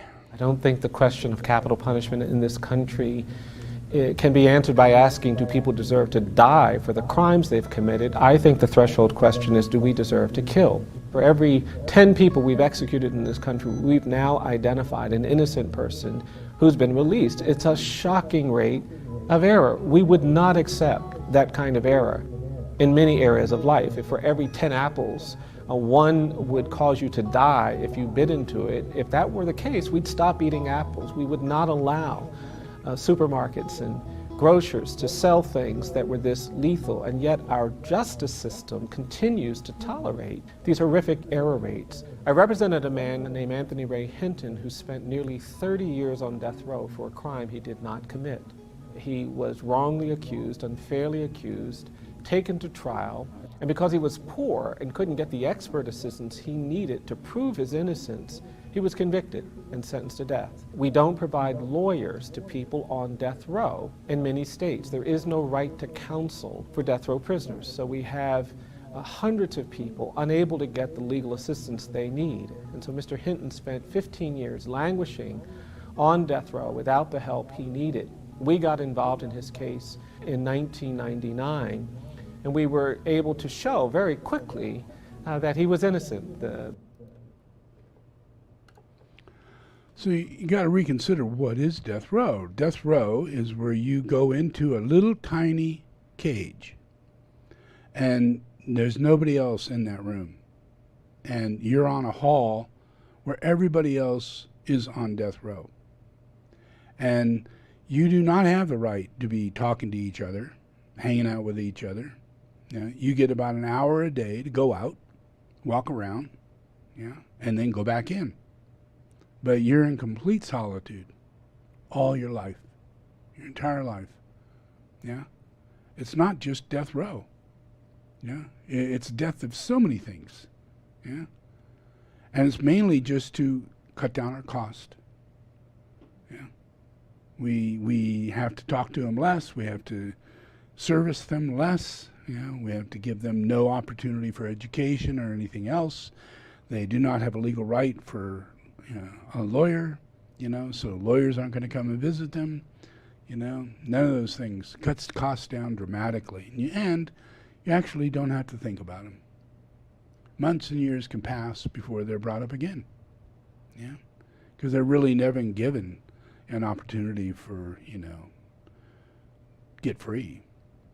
Where many of the prisoners, they have their cycle of time where parole officers come in and they talk to you and they see whether or not it's your time to get out, and is it right for you to be getting out? Maybe you should get out early. Maybe this is the time for that. Those things come, and all those people get to walk around and they get to do things. But death penalty is a totally different other thing. And 1 out of 10 is innocent, not guilty. The 5 guys who Trump got put in prison just recently were released. A movie, Netflix, was made on it. And they asked Trump, are you sorry for what you did? Sending these innocent men to prison, suffering the way they did. He said, no. I really don't believe in the evidence. I think there's a lot of people, he always says that, I think that there's a lot of people who think that it was the wrong decision. So he's heartless. This is Satan, people. This is not a person. This is not a person. He has hoofs. He has horns. He has no heart. I'm sorry if you have to look at him as a human being. And you somehow have to come to grips with it. But look at me. I'm a human being. And I'm the Son of God. And I'm only one. There's only one of me. And there's only one of him. And we're as rare can get. And he's going to ruin your world. He's been doing it for ages. Since the beginning of time. And it's got to end. It's not necessary. There's all the witches out there say it is absolutely necessary to have darkness, or we wouldn't have any light. We have to have that darkness in order to maintain the light. It's just bullshit. It's just bullshit. Satan would stop being Satan. If you could change. The only reason Satan stays the way he is because he's got that many followers. People take his elements and live in his elements, and now we have pedophiles and rapists And he's created such a terrible world. Now he wants to just stick him up against the wall and enjoy his time of shooting them and killing them. The very people he created. Here he's saying pedophiles. He's a pedophile. Is he going to go to the death penalty? I don't think he's thinking that. But by all rights, he should be going there. Yeah? But he's rich. He will not. He's rich. He's rich. He could buy your soul. Yeah, just like Jesus was sold. It could be bought. So it's really important, that we experience him not get elected. If we experience him not get elected, we will enter and usher in a whole other world. And we will eliminate the virus, and we will work ahead of the virus with science, technologies, and advancements that will focus only on viruses in humanity, not just Bill Gates, but us, the United States. And we're going to foster that in every country, that we develop sciences and people to go to school, and pay for them to go to school, and don't give them loans. If they're going to go off and be in service to be a teacher, and they say they're going to be a teacher, don't make them pay it back. That's a service to humanity. They're going to be a doctor, don't make them pay it back. Good grief. College should be free. Special types of technologies and advancements, because you go from one, you go your AA, then you go your BA, then you go on to your specialty, whether it be engineering or economics or science or, whatever, but you still got to pass through these different levels. We need to foster that, and that's going to be fostered if this man is not elected.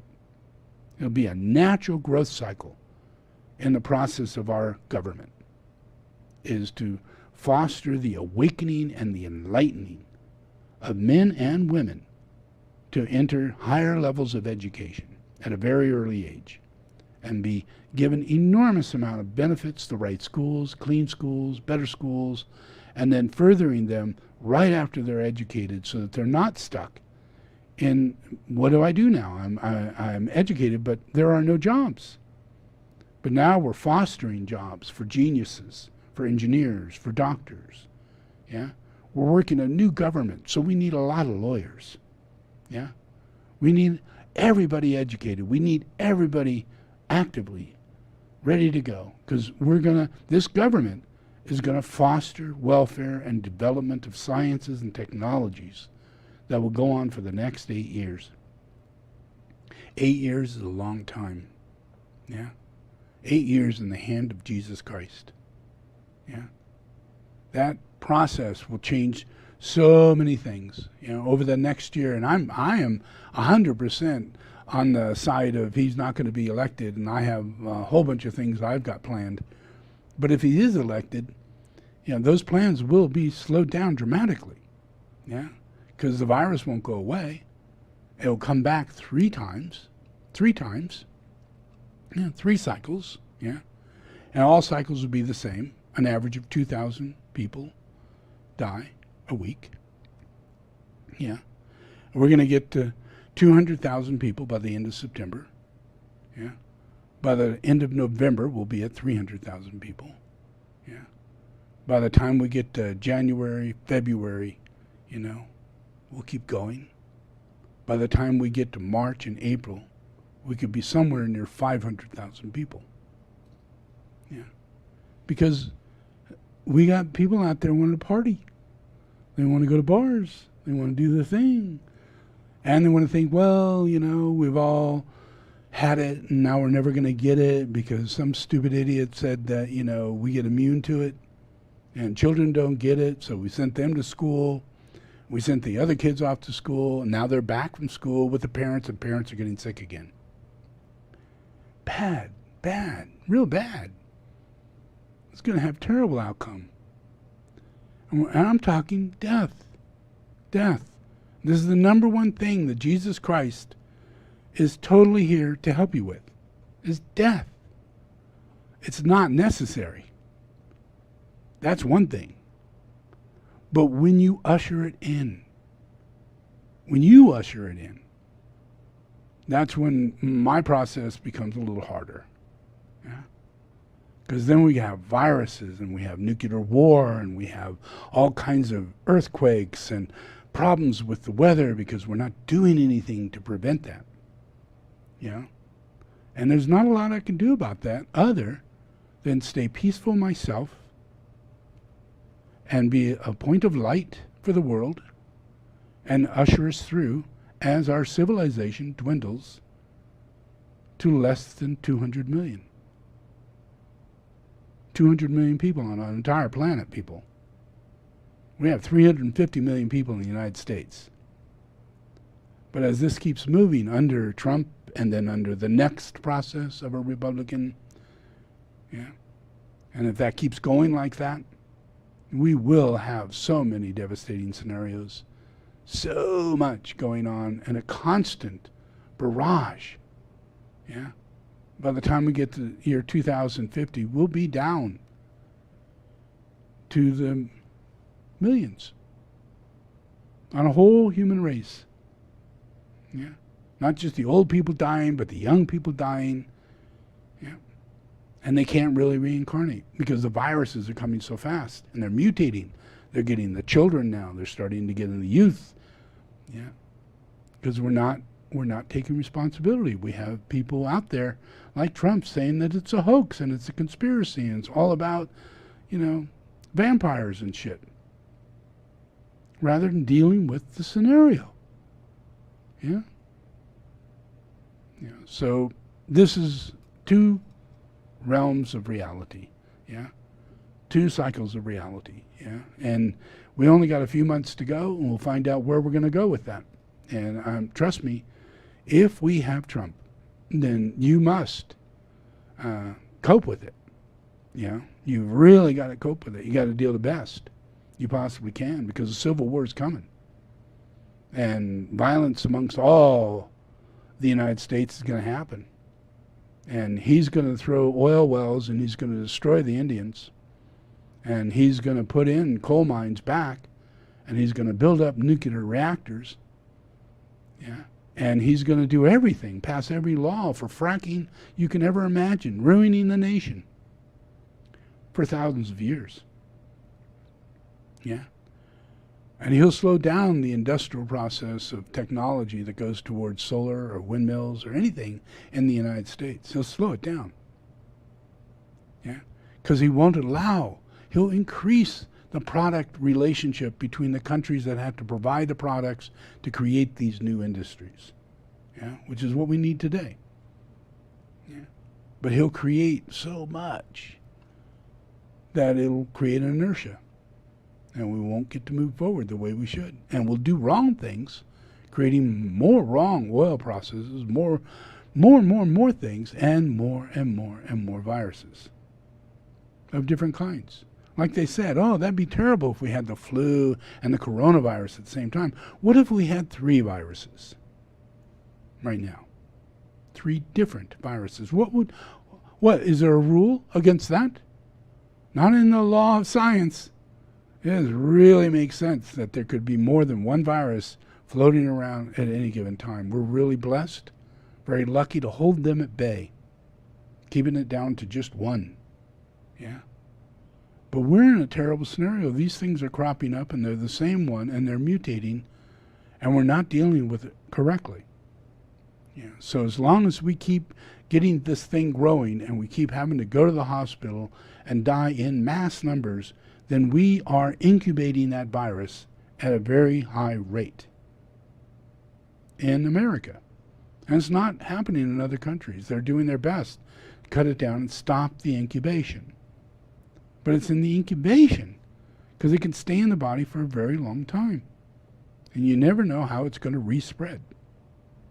So we have to bring it all the way down to nothing, down to just 3 to 5 people dying in a month, and down to just 30 or 40 cases that need hospitalization in a month. And when we get to that and hold that for 5 or 6 months and it goes down to where there's not one person that's got it, we've actually done it. Yeah? Well, what's the chance of getting that done with Trump?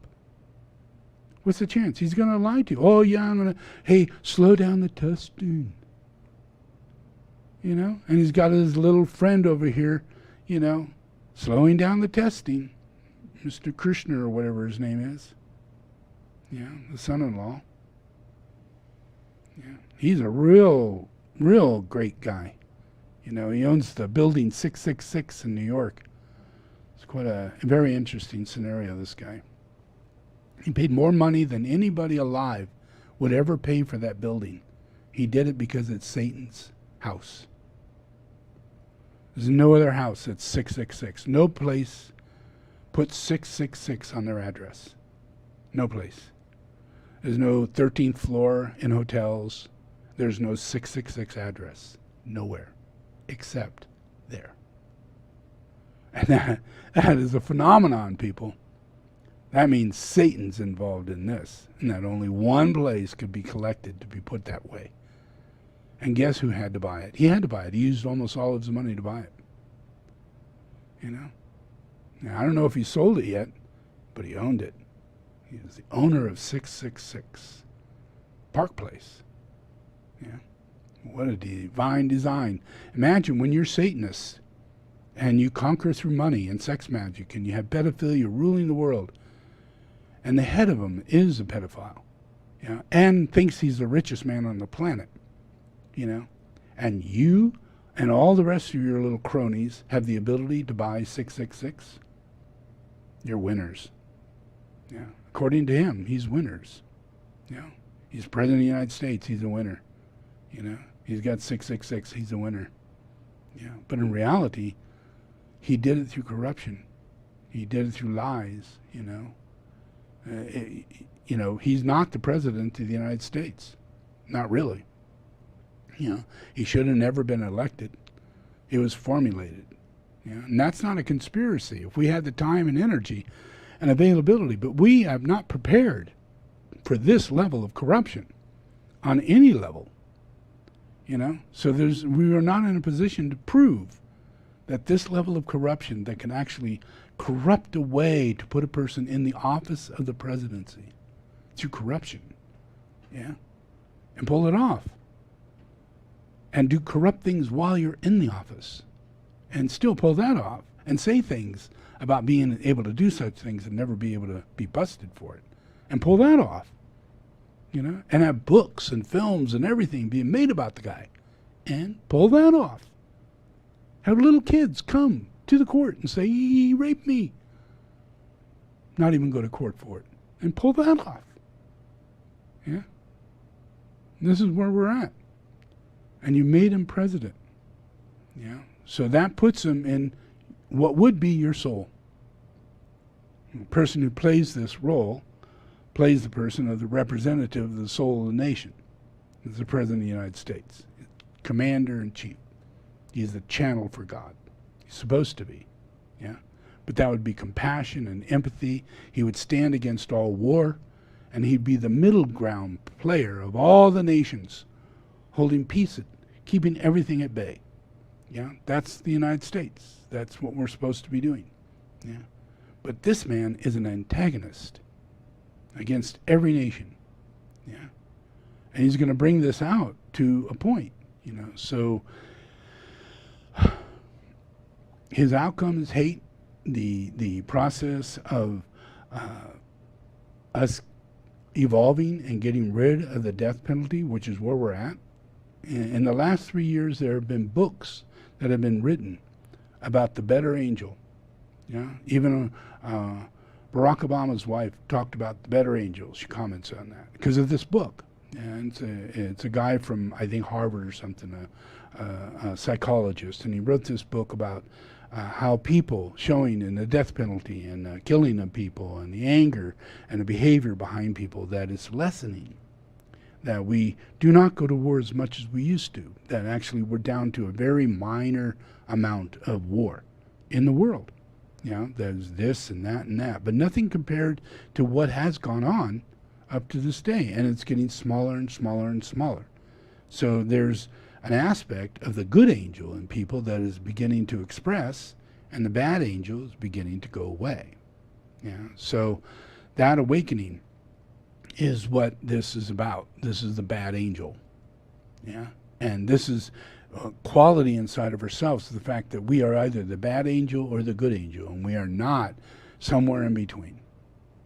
We're not nonchalant. We're not, it doesn't matter, I'm nobody.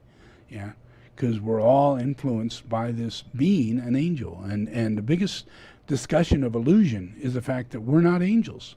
That angels are somewhere up there in heaven, and that Jesus is also somewhere up there in heaven, and God is way up there in heaven. It's so distant from us all. And the angels are etheric, and they don't have any existence, and sometimes they may not even come here because, this is too harsh of an environment. But that's the biggest lie in the world. We're all angels.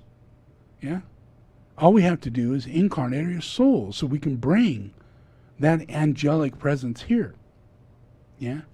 But if we're moved by this, then we're going to have leagues of angels that are fallen angels, that are lunar lords, that are presidents and kings and queens, that will rule over you as lesser angels. You just see this as human beings. You don't see it right. You're immortal angels. You don't die, you reincarnate. You're immortal. You have an immortal soul. That's why you say you have an immortal soul. Your soul is immortal. It doesn't die. You don't die. But that means that you're an angel. It's not something that we could talk about. Oh, this dog has that experience, or this plant has that experience. No, it's the sentient being who has that experience to be sentient and have the angelic reality of the fact that they are physically manifested as an angel. And then everything else is emanations of the angels. That's how we become caretakers. Every plant, every animal, everything is an emanation of ourselves. Every single thing. So we can see animal spirit. We can feel the animal spirit. We can feel the plant spirit. We can feel the energy of a rock. We can feel life in a tree. We can feel its presence. If we tune into it. We can love another animal. And it has its own individual imprint. And we can share that energy back and forth simply because we have a soul. But we're the caretakers of that energy. We're the caretakers of it. And if we behave, the animals start behaving like that. They start becoming friends to each other. And that's difficult right now, because of the way we are. But it's found in animals that this does happen. So this is going to be a long night of teaching, but I'm going to finish one more thing.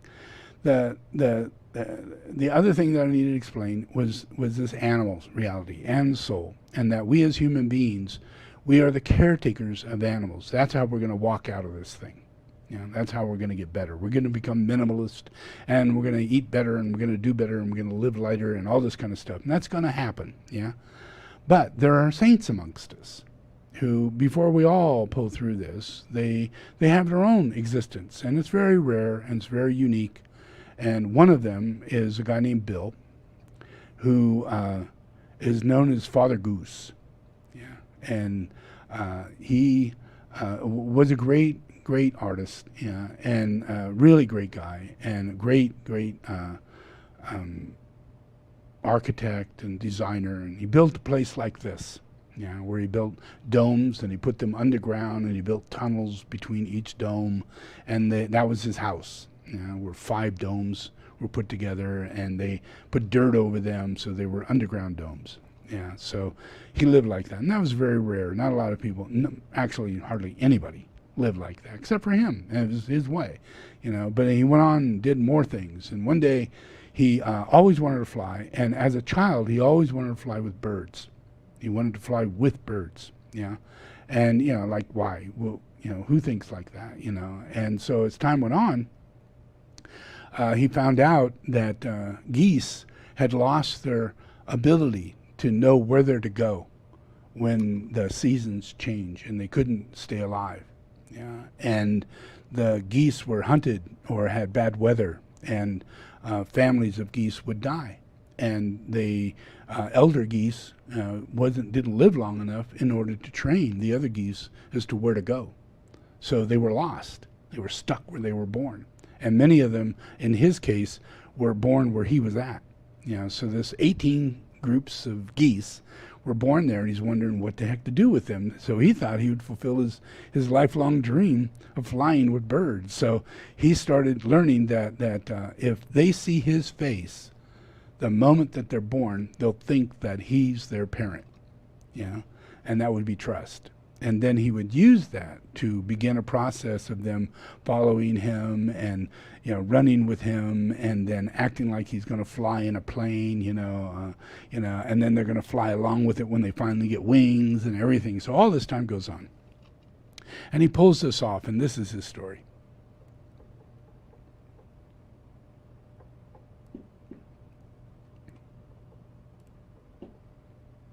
In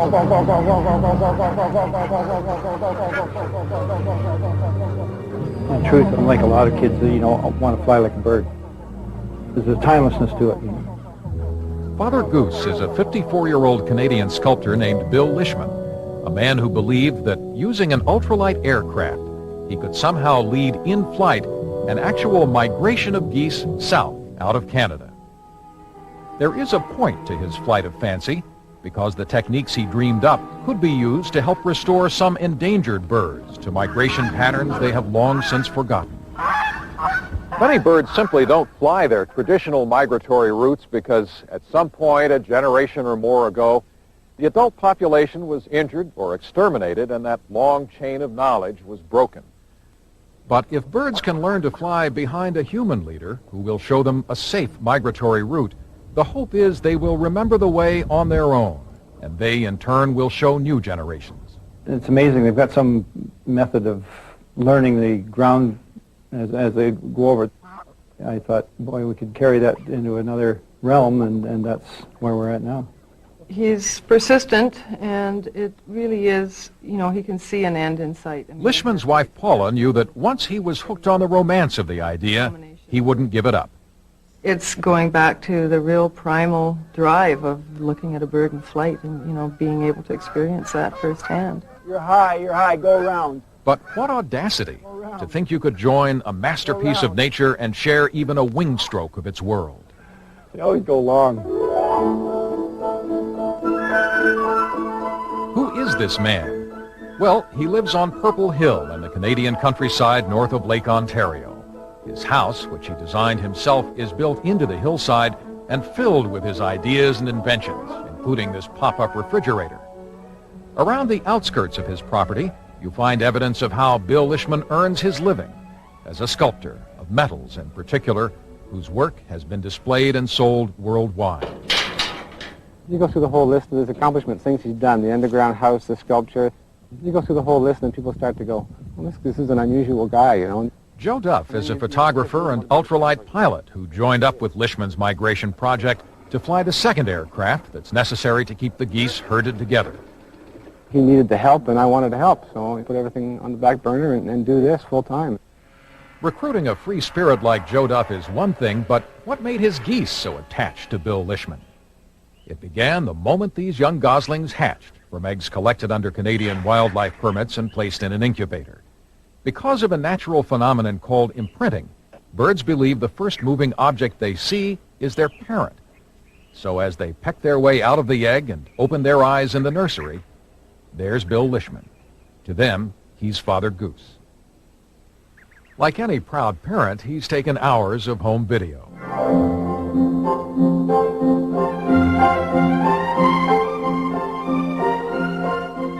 What's amazing to me is how much they are born with. They have the instinct to fly.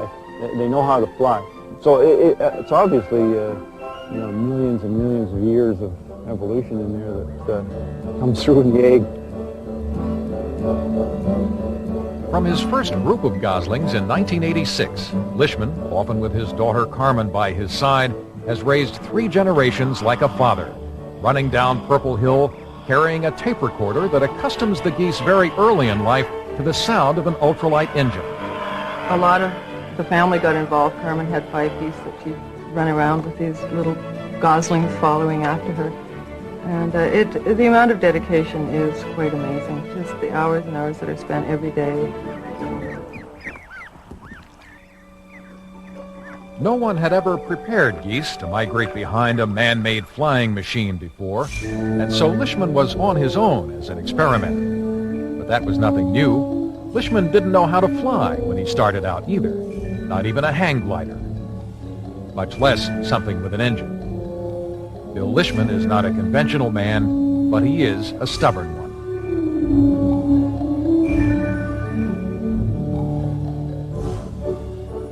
As he continued to instruct his geese, Lishman put his skill as a metal sculptor to work in building frames behind which the young birds could scamper on the ground, now learning to regard something like an ultralight as their group leader.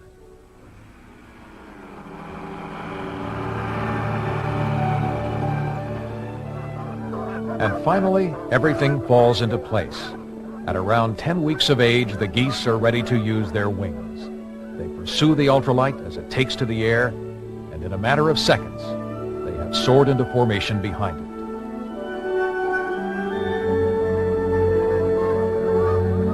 it. It is a heart-stopping sight. Lishman flying steadily in the lead, Joe Duff in a chase aircraft fast enough to bring the birds back into formation when they put on a burst of speed.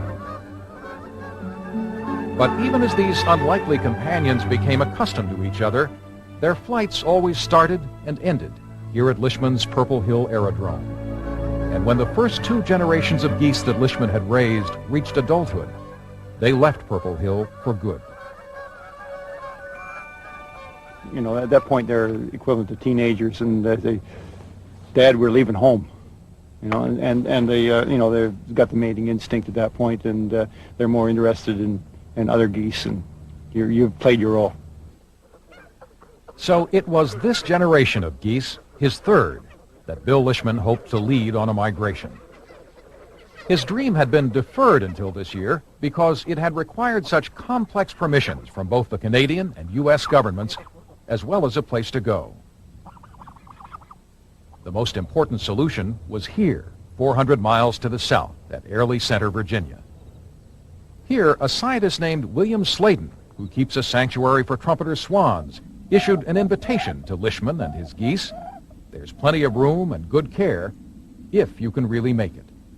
If this works, then we can use it on rare birds like the trumpeter swan, and particularly the whooping crane, which is very endangered, and show them a safe migration route that they don't have to do by chance.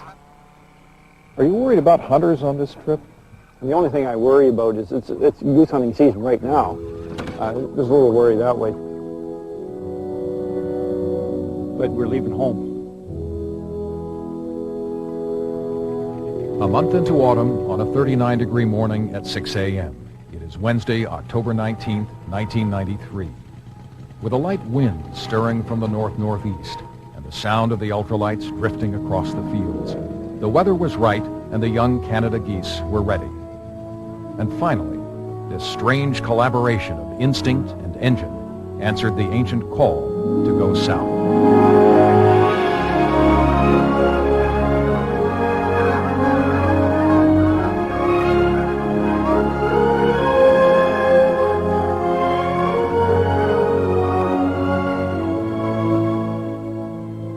The first day was the one that Lishman worried about most, the day they would encounter 36 miles of open water over Lake Ontario. The most difficult part in my head right now is getting across Lake Ontario, because we have to fly about 3 hours, and we were concerned that the geese wouldn't last that long to start with, and there's always that nagging doubt that the engine might quit on you.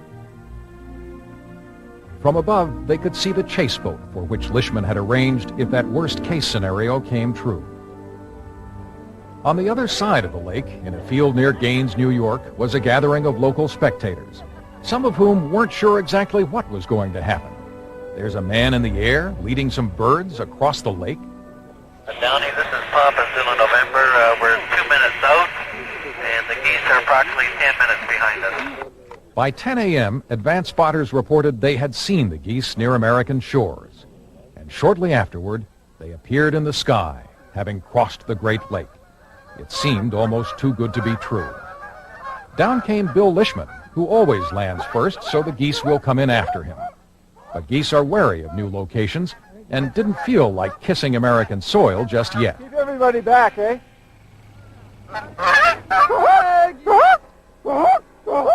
They're headed north again. Maybe you better go around them up. Joe Duff went back up to lead them around again, and it was starting to look very dicey.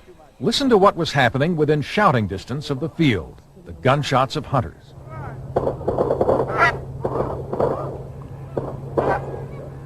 No, I'm starting to worry.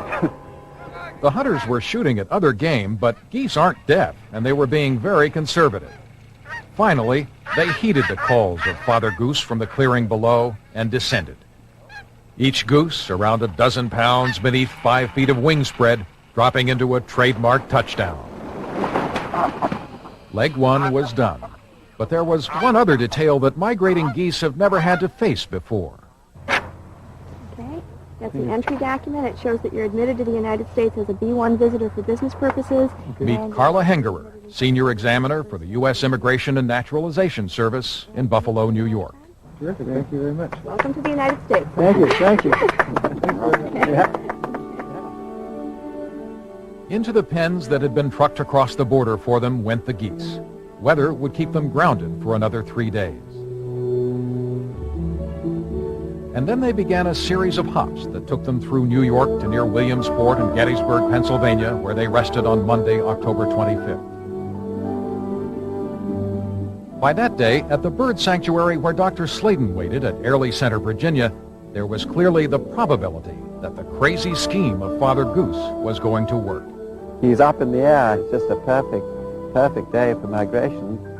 He was flying right over Pennsylvania this morning. It's wonderful. Is it interfering with the natural process to lead this migration? No, I don't think so. These birds not only imprinted on Bill Lishman, but they're imprinted on each other. They're all pals. It's a little family group. You're flying over the planet with these creatures, and it sort of paints the Earth over, cruising along with these beings that have been flying across this planet for millions of years. It's just an absolute phenomenal feeling.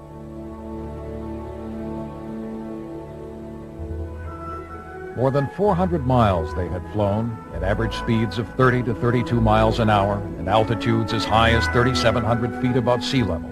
18 geese, magnificent to watch. As Lishman flew beside them, wingtip to fingertip, he could even watch them breathe. But the great secret that Bill Lishman could not share, the secret that they and all birds keep, is how they remember the way. When you land in Virginia, is it going to be like Lindbergh making it to To me it will be. To me it will be. I don't think we'll have the crowds and everything else, but it'll be my personal Lindbergh flight for sure. At sunset on October 25th, 1993, that long journey ended. From the ground we could count as they approached and circled, 1, 2, 3, all the way up to 18. They were all coming in.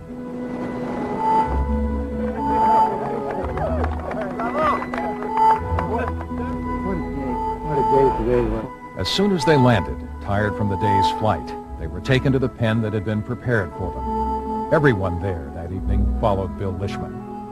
The geese will winter here, and then the test will come. Will they return to Purple Hill without Father Goose? Will they remember this flight?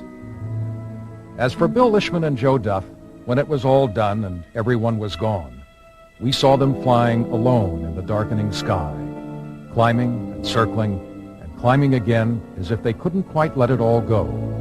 They will remember.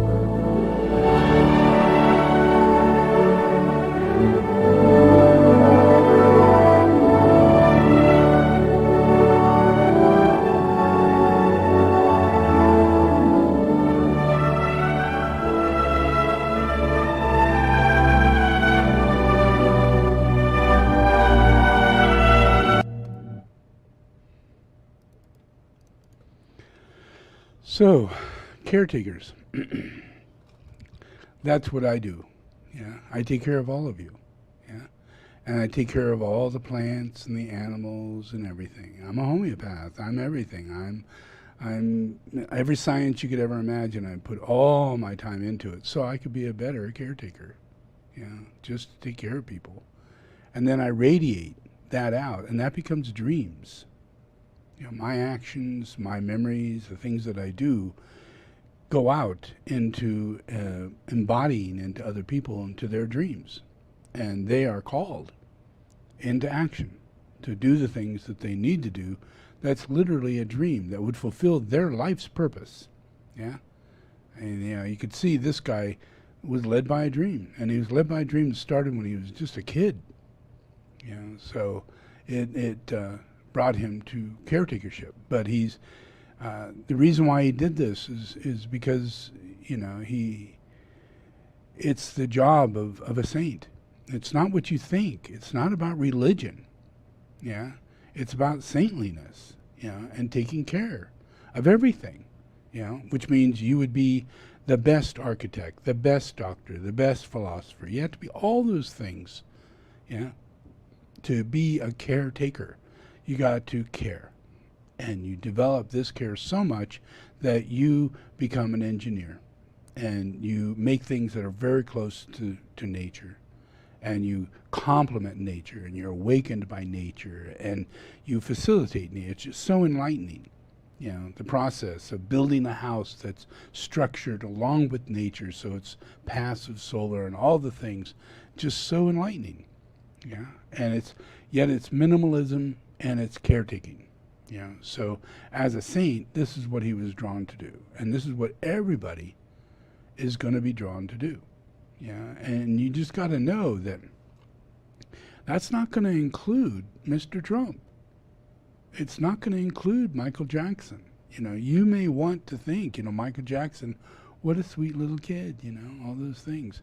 But he's going to come back with the same antagonizing, horrifying behaviors unless he himself goes through those behaviors again and then chooses not to have those behaviors by realization, you know, because he cares, you know. But it's increments. It's not, oh, it comes back a whole person that's whole different and all better. You know, that's how we go through our process of change. It's not by making a person pay for what they did in the way that we think will justify a balance. That's not how it works. It's done by the act of love.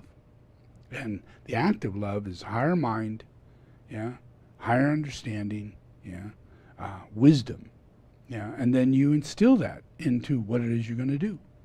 Yeah, so all of that is included with telepathy and vision and creativity, yeah, and those all come from these chakras. So you see this guy, and every saint, you know, whether it be Pythagoras or any saint, they're all geomancers. They're all sacred architects of geomancy, and they're artists that make sound or music or form, yeah, and they are creating in this way. It's part of their creative adjustment of taking hard things that are stuck in one way and using your life force to move them into another way, yeah, and they just become unstuck. Yeah, but they're blessed during the process of your unsticking. So you can travel all over America and find this man's statues that are elevating in they're the most elevating, enlightened forms of art that's been put in America. Yeah. So watch this again and check out his name and look up his house. You can find it on YouTube. Look up all of his artwork. Yeah, you can find that on YouTube. Look up his wife. She fostered the process of using fur, you know, where everybody was against fur, especially in the 60s and 70s. She came up with a way, and because she liked to make wool and do all kinds of different making of things, you know, like making wool and then weaving it, you know, and spinning it and dyeing it and making it useful for function, for making really beautiful clothing. Yeah, so she chose to use fur to do that. Yeah, where a lot of people use alpaca, or they might use, wool, very common, yeah. But she shows beaver, of all things, and she's from Canada, and beaver is like super abundant, yeah, because they literally trap beaver there in order to keep the beaver down and keep it safe. So it's a natural process of abundant beaver hides and all the things that nobody eats beaver, So she put it into a process to where now she makes beautiful, beaver, woven beaver, into clothing. So she changed the entire process of negativity toward fur and all the negative aspects of wearing fur into wearing something you'd never know you had fur on. It's beaver, it's not rabbit, it's not kitty cat, it's not, all these different things, but it's just beaver. But it's enlightening, and she was caretaking an element of human nature, of us, and our relationship to minimalism of not waste, and allowing us to utilize what it is we are using as a byproduct and turn that into a product. And it became a really good thing, So look that up, Look up the name of his wife, look up what she did, and look up her business, and you'll see all those things. All right, so you learned a little bit today. Let's do a prayer and meditate.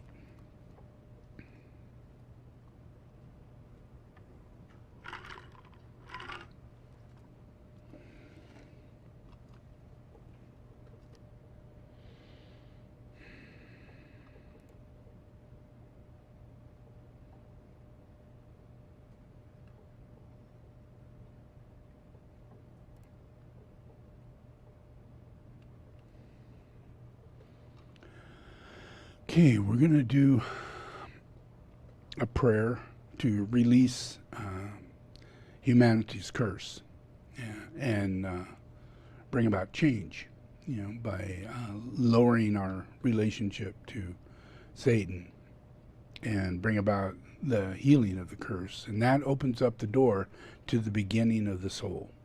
We can't do anything until we do something about what's causing this. So, and my whole life is built on that process. So I recommend you do this prayer and take it in very strongly.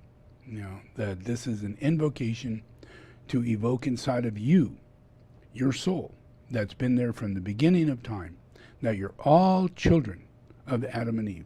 You're all children. Adam and Eve never fell. It's Satan who fell. Never Adam and Eve. And all humanity is children of Adam and Eve. And that process is that there's a war going on, because ever since Adam got here, Satan went down on him and did everything to get everybody not to recognize him or give honor to him or bring about any solution to the furthering of God on earth. So nothing is recognized around Adam. Nothing is understood around Adam. It's all just hearsay stuff. So it's a healing. When we heal this curse, we're healing a process that goes back to your birth, your existence, the purpose behind your existence. And that it's not just about Jesus healing your curse. It's about the fact that you are Jesus's children. And Adam is Jesus. And that if you see yourself as your mother's children, or you see yourself as just a person who's in this system and it's out of control, it's just Maya. And you have no real connection to how to deal with it and how best to concern yourself with anything, because it's so overwhelming. It's way too much.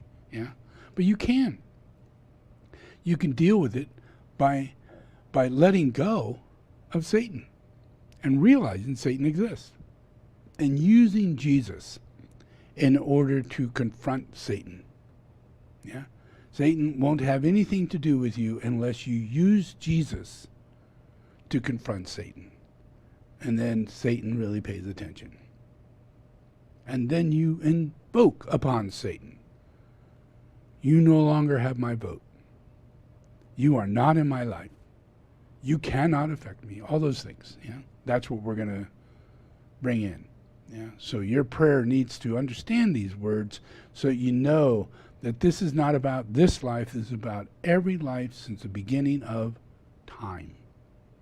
Because it's all about time. And your soul is the benefit of time. So if we do this and move time in the right order of dharma, out of karma, into dharma, yeah, then we will all reap the relationship of no more Satan. And the externalization of Christ will take place. And all of humanity will be able to recognize Christ where they couldn't recognize Satan, but they can recognize Christ by abolishing Satan in them, inside of them. Literally, getting Satan, yes. What? No. Oh, okay, it's working, never mind. So anyway, whatever I was saying. So let's pray.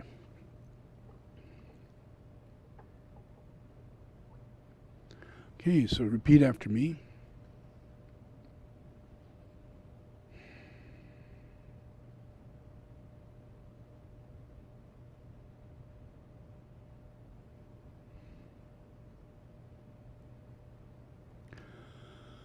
Lord Jesus Christ, thank you for bringing me here. Lord Jesus Christ, I open my heart today. I invite you to come inside.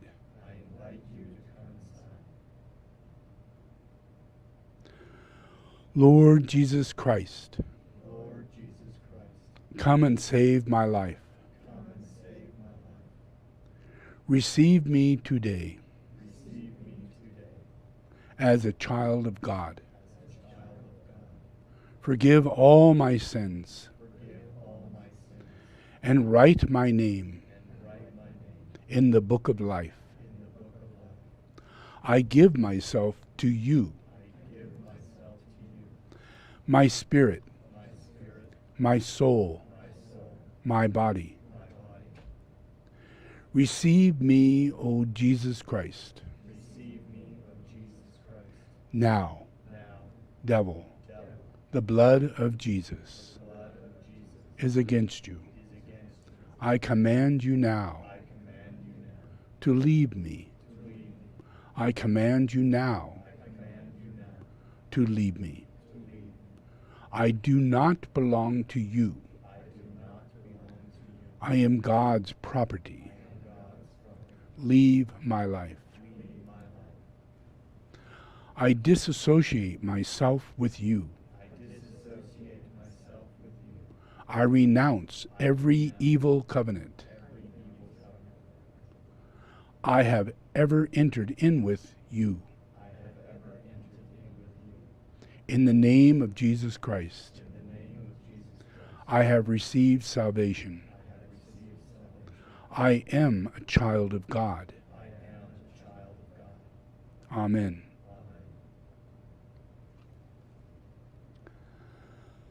Okay.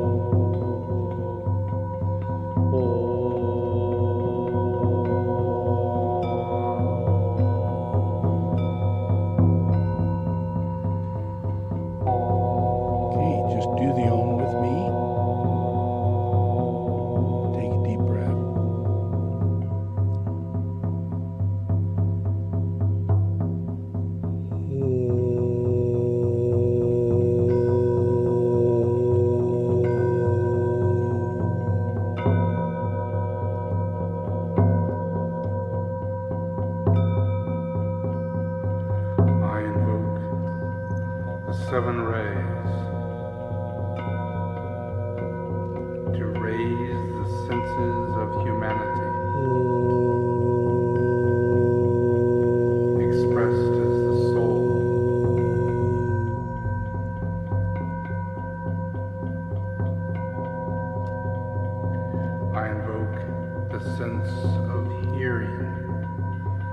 the seventh ray. Hearing the word of God, the word of power.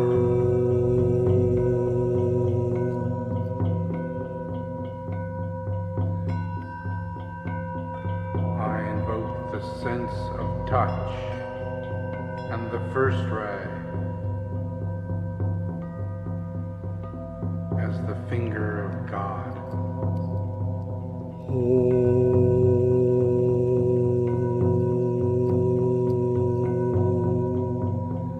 I invoke the sense of sight as the third ray, as the eye of God.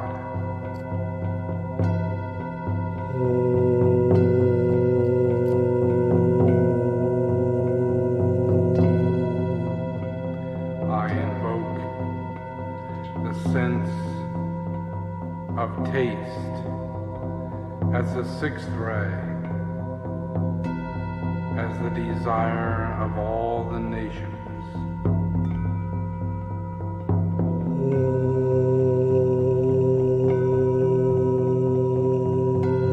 I invoke the sense of smell as the fourth ray, the beauty of revelation.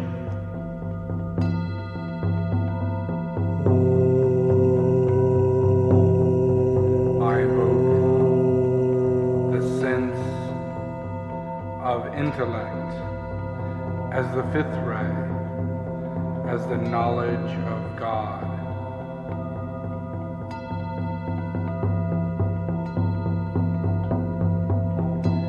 I invoke the sense of intuition as the second ray, the understanding of God.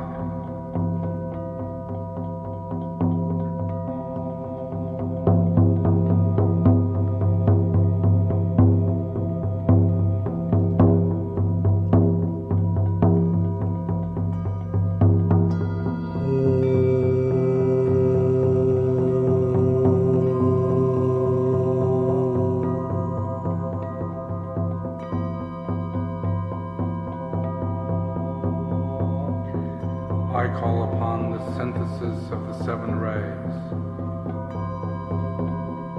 to be expressed through your personality.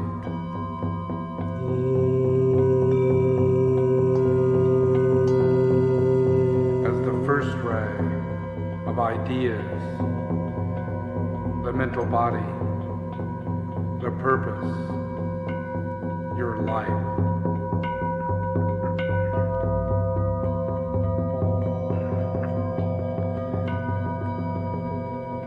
Second ray of ideals, the astral body, and your quality.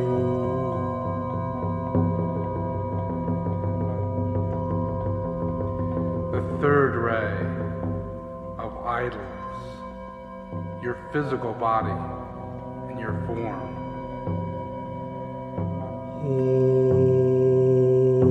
The fourth ray of the fourth kingdom of humanity in balance.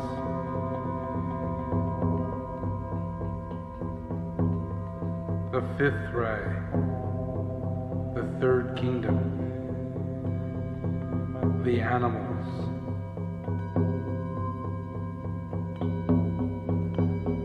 The sixth ray, the second kingdom, vegetables.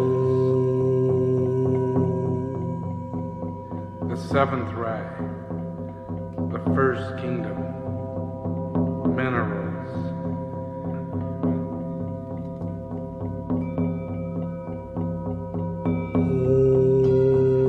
I call upon the relationships of all the kingdoms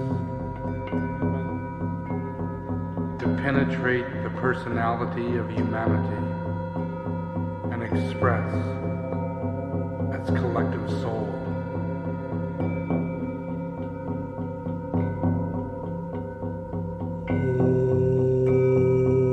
seventh ray and the fourth ray as the mineral kingdom.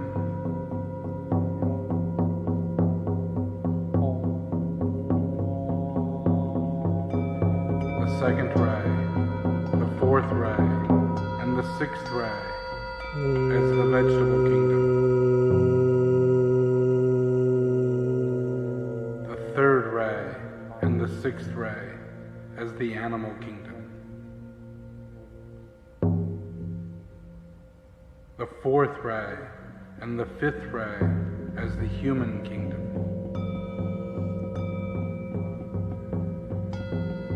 The fifth ray and the second ray as the egoic soul. The sixth ray and the third ray as planetary lives. The first ray and the seventh ray as solar lives.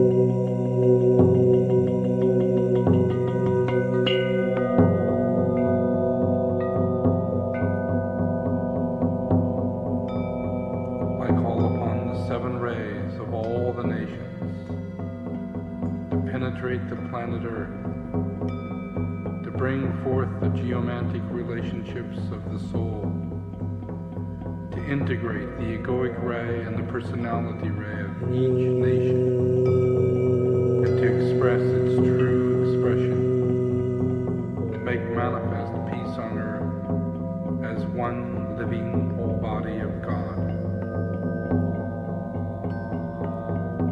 I call upon India to bring forth its fourth ray of personality and to integrate its first ray of soul to manifest the hidden light.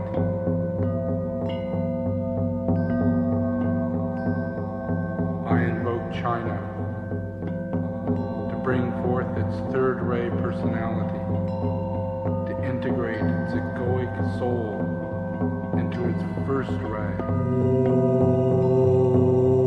to manifest as the indication of the way.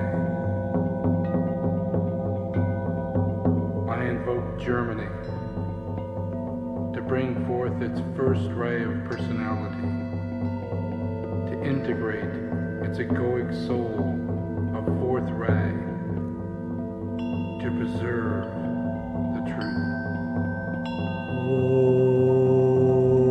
I invoke France and its third ray personality to integrate its fifth ray of egoic soul to release the light. I invoke Great Britain in its first ray personality and its second ray egoic soul to bring forth its service. I invoke Italy and its fourth ray personality to integrate its sixth ray soul,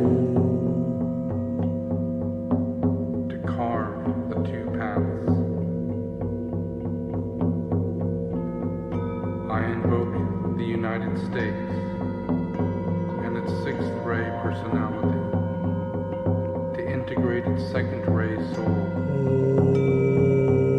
to light the way. I invoke Russia and its sixth ray personality to integrate its seventh ray soul to link the two ways.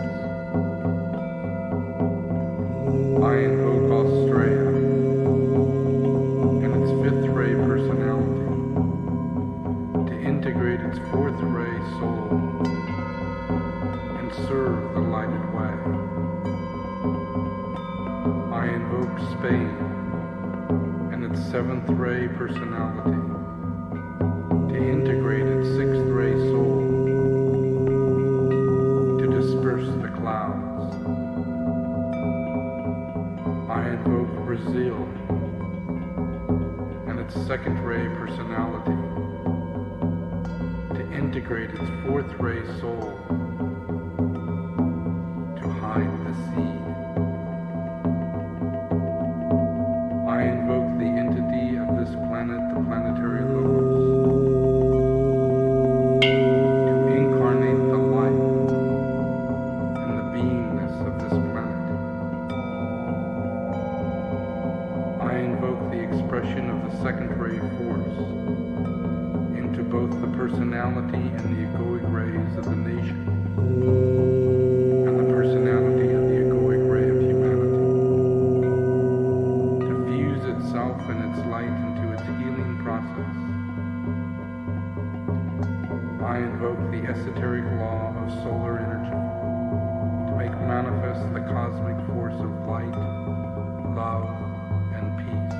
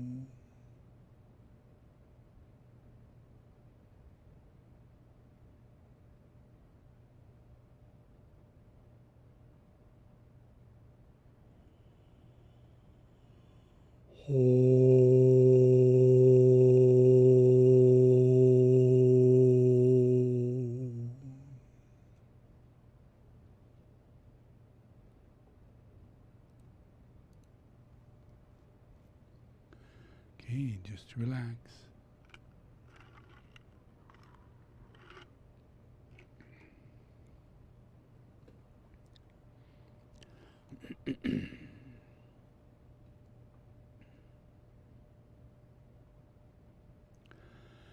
So for the last couple thousand years, I've been extremely busy and helping Tibet and India and Asia and building America. I established America. I helped people locate America. I helped them establish the Constitution. I helped in all the industries and relationships to technologies and helped them communicate and relate to other people by writing books and establishing communication skills, television, TV, and telephones. I did all that. It took me 2,000 years. Yeah, which meant I had to work with Socrates during the time of Buddha's time. He was born during the time of Buddha, and I had to teach him. I had to teach Pythagoras. I had to teach all these different relationships during my lives. Yeah, and those built certain levels of consciousness that allowed us to then move into sciences. Yeah, which allowed us to develop sacred architecture and understanding of architecture, understanding of the sound and geometry and words behind the monad or the soul. All those people were developed during the life of Buddha. You look at it, check it out. Yeah, the time that Buddha was born, the cycle of Buddha's life is the time when philosophy, architecture, sciences were all developed from Buddha. He was the teacher. And then after that, I continued that process, educating and creating languages, which established writing. So I did that. And I helped people bridge over into India so that they can create the numerical system that we now use as data processing, working with computers, the 0 and the 1. Yeah, and how that works in relationship to mathematics on different levels. And in ways that you normally would never think of mathematics, but it works in relationship to a computer, to electricity, to the formula of Ohm, the formula of volts and watts and things like that. It all fits inside of that realm. And slowly but surely that will give us many different realities behind our ability to heal and our ability to bring balance and our ability to develop sciences that are given to us by God under the arrangement of God, and God's the teacher. Yeah, and we are slowly but surely evolving into the dream state, to where, just like Einstein, all of his theories came from dreams. Yeah, just like Pythagoras and every other person, every single person, when they get a really good idea, it comes through the subconscious mind. It's brought to them by Jesus the Christ, not by any saint, by Mother Mary, or by Harry Fairy. Yeah, just by one person. Yeah, and people know me as Jesus the Christ because of what happened 2,000 years ago.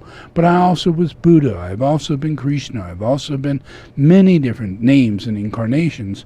And each time I change things. Yeah.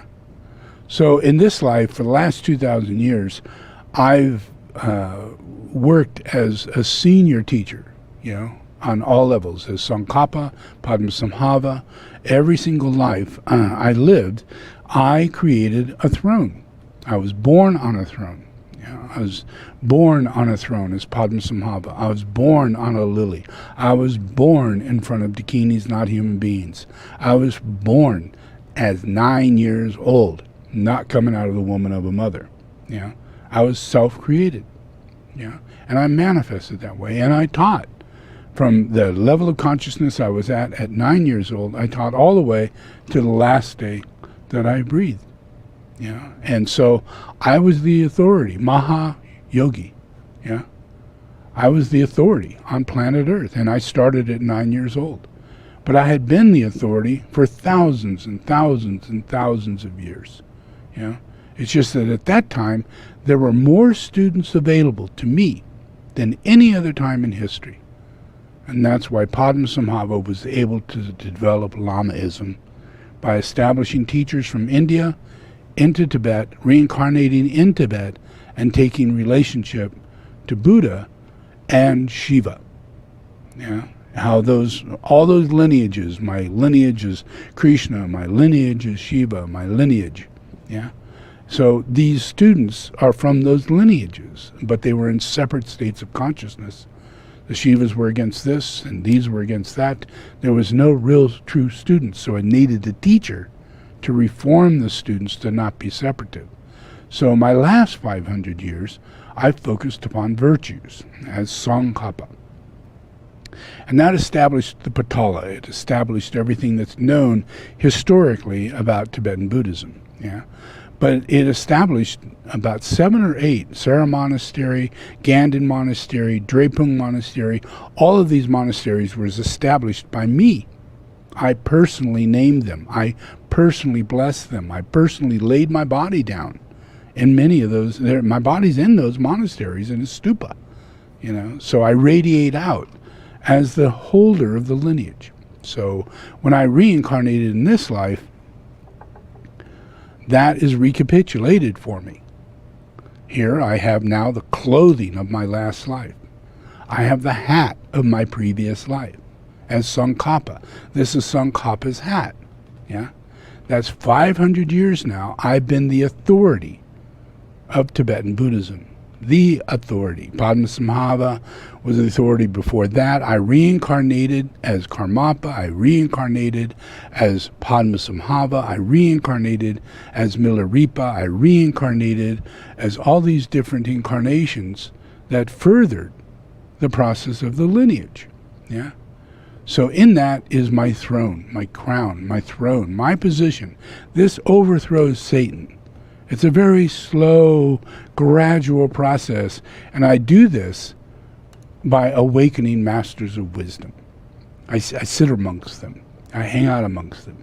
But here I'm in America, and I'm in Kelseyville, and I'm sitting in a pyramid, you know, and I'm hanging out with people that might be first or second degree initiates, you know, but they have to recapitulate, which is really difficult for them, yeah. And there are tens of thousands and thousands of my students who are recapitulating on another level, who can't put themselves in the position of being in America or under a king or a queen or under certain circumstances. They can't do it. They have to stay as clean, stay in Nepal or stay in India or stay in Tibet, some way to stay within their monastic lifestyle, yeah? And they can't leave that, and they're having a hard time maintaining it, yeah, because it's being destroyed by the Dalai Lama, being destroyed by England, destroyed by China, being destroyed by Nepal, being destroyed by India. All these places really do not further this process until I came in 1990.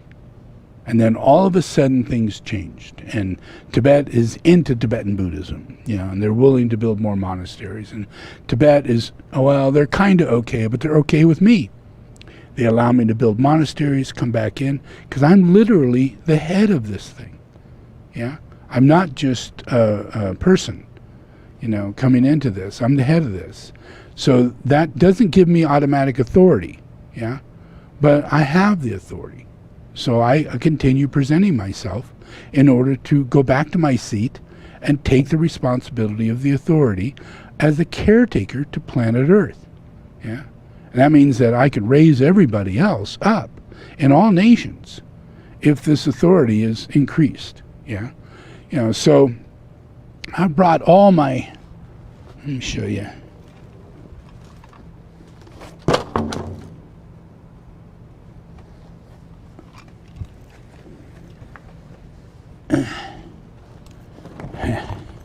Look at all these.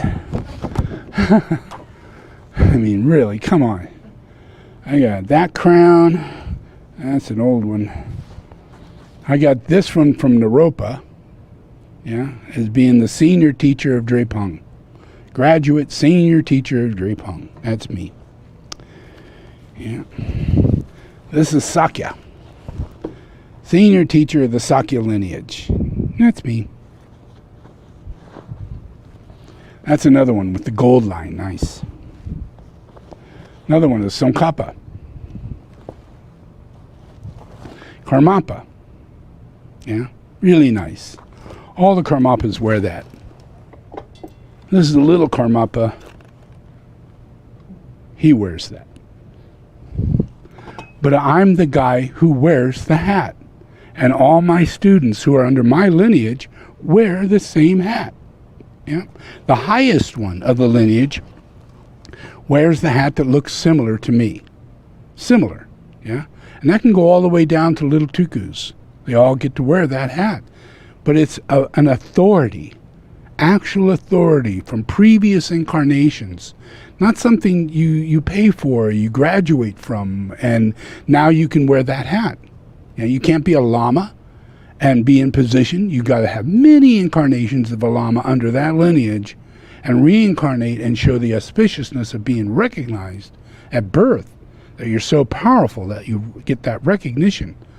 And then now you're the first reincarnation of the tuku, and you give the name the tuku. And then you get the hat as the tuku, lineage head of your lineage. And you do that by mastering reincarnation.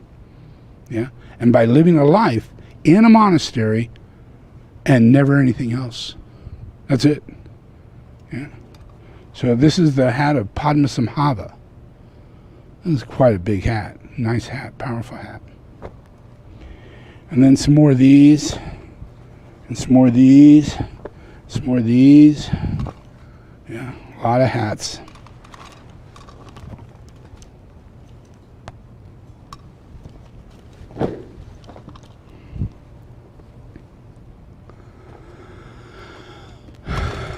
And in order to change the situation in America, it requires me.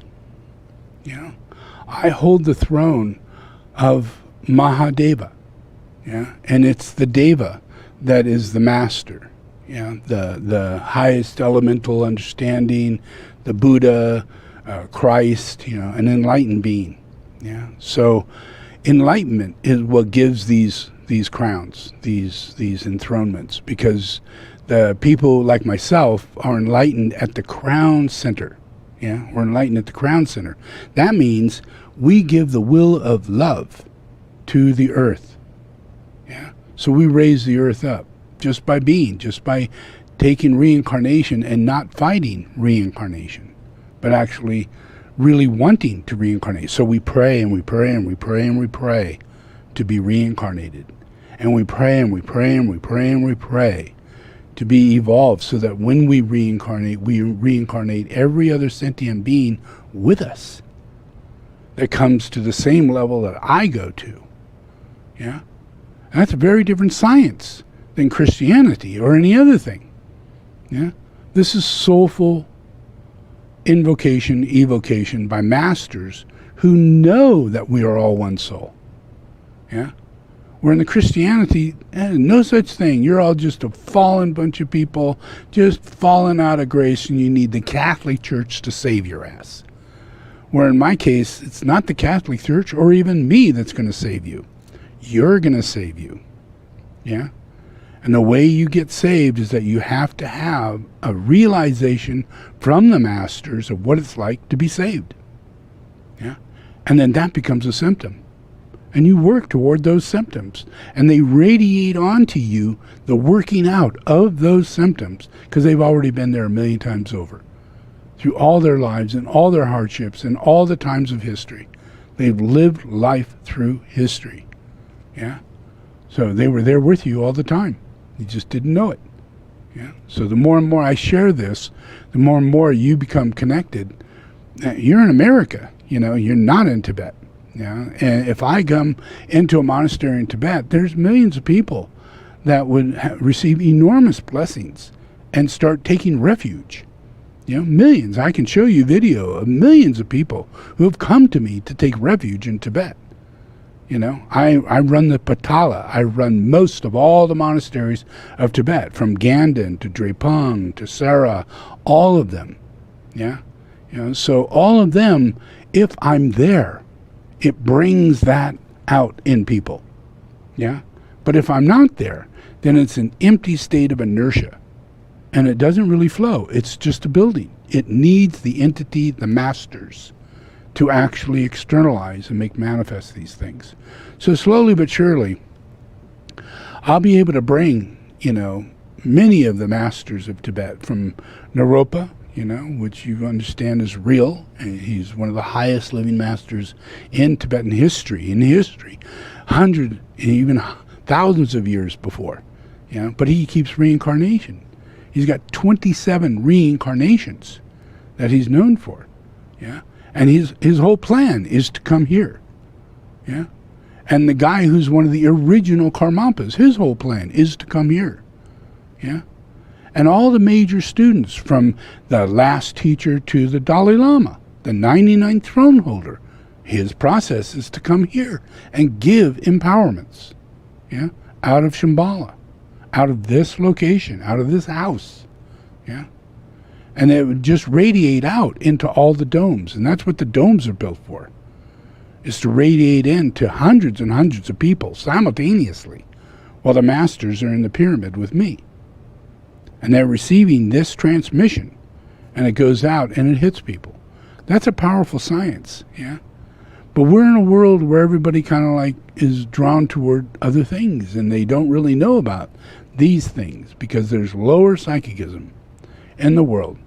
We have witches and warlocks in Glastonbury that covered the grounds of Glastonbury, and every store in Glastonbury was satanic Bibles, witches, green men, all about, King Arthur and, all of the fairy tales, walking fairies, gnomes walking around, people wearing hoofs and horns and antlers. And that was Glastonbury on a normal day, on a really normal day. Yeah. Witches going up to the Tor killing cats on a normal day. Yeah, having covens of houses all over the streets, covens of witches, and they'd invite people into their houses, bed and breakfast. Yeah. And the people would come out of those houses going, I don't know what's going on, but I'm different. I really wish I hadn't booked that reservation in that only bed and breakfast in Glastonbury, because these witches took advantage of people. Yeah. And brought people into their homes. And they had ornaments of witchcraft. Their bedrooms was all red. They had all kinds of stuff. No telling what kind of sex magic went on in there when they weren't there. Yeah. And that was Glastonbury on a day-to-day basis, and it was building up. When I got there, people would not even allow me into town. They wouldn't allow me to wear my solar form. They wouldn't allow me to walk around with a Vajra. None of us could walk around with a Vajra. No store would let us walk in to a store wearing a solar form or a Vajra. And we couldn't say Jesus Christ. Nobody can say Jesus Christ in that town. And yet it is the first church of Jesus Christ. I actually own the place. I paid for it. Yeah? I paid for it. 220-mile circle. I paid for that. Measure it. How big is 220 miles in the country of England? It's about the country of England. Yeah. You know, so that place was cheap at that time. The whole island was nothing. It was just an island. Nobody really wanted it. Yeah. So I saw it to be a very sacred place. That was going to make a world of difference in the world. That we needed to do this. Because by the time I come back, this place is going to be flourishing. Heyday in the havoc of hell. You know, all the energies of hell and all the energies of manipulating the world and destroying the world and greed and everything is going to come out of this country. And I have to do this. So actually, they had to steal my country to create England. And then they had to come to my church and take all the blocks from my church and create the city of Glastonbury and Street. So you can't find my church anymore. Yeah. And it was big. It was really big. There were 3 churches there. Yeah. You can't find any of them. And the purpose of that church was that I had all my monks. I had these really beautiful monks who lived there, and they were there for the saints. When they would begin to die, they would all be go on a pilgrimage to come to Glastonbury and come to the first church. And they would wait to die. And they would try and die there. Yeah. And then they'd leave all their clothes and possessions to the hands of the priest. And that would go into a small vault and wait for that person to reincarnate. And when they reincarnated, they went back to the church. Yeah. And they would recapitulate in front of the saint that they believed that they were associated with, who was their previous incarnation. Because all these people with their clothing in there are known as saints. Yeah. So it was a way, in the original church, it was a way of Tibetan Buddhism for the recapitulation of saints. And that's what I did when I went there. I took the 12 disciples that I had. I took all of their things. I took it to Glastonbury. I asked Joseph to make 12 huts. And in each hut, I needed something of each of the disciples placed in a hut so that they would be safe and they could reincarnate into this world and not be of the same torturous life that they lived in this life. Yeah. And I did that all the way through Tibetan Buddhism, from Karmapa, through Milarepa, through all my lives. I did that for all my disciples. I made sure that my disciples were safe, and I would send someone or myself to find them when they were born, or find them sometime during their life while they were alive, and then bring them back up and wake them up. Yeah, that's Tibetan. That's my lineage of Tibetan Buddhism. Yeah. Okay, so that's it for today. Thank you.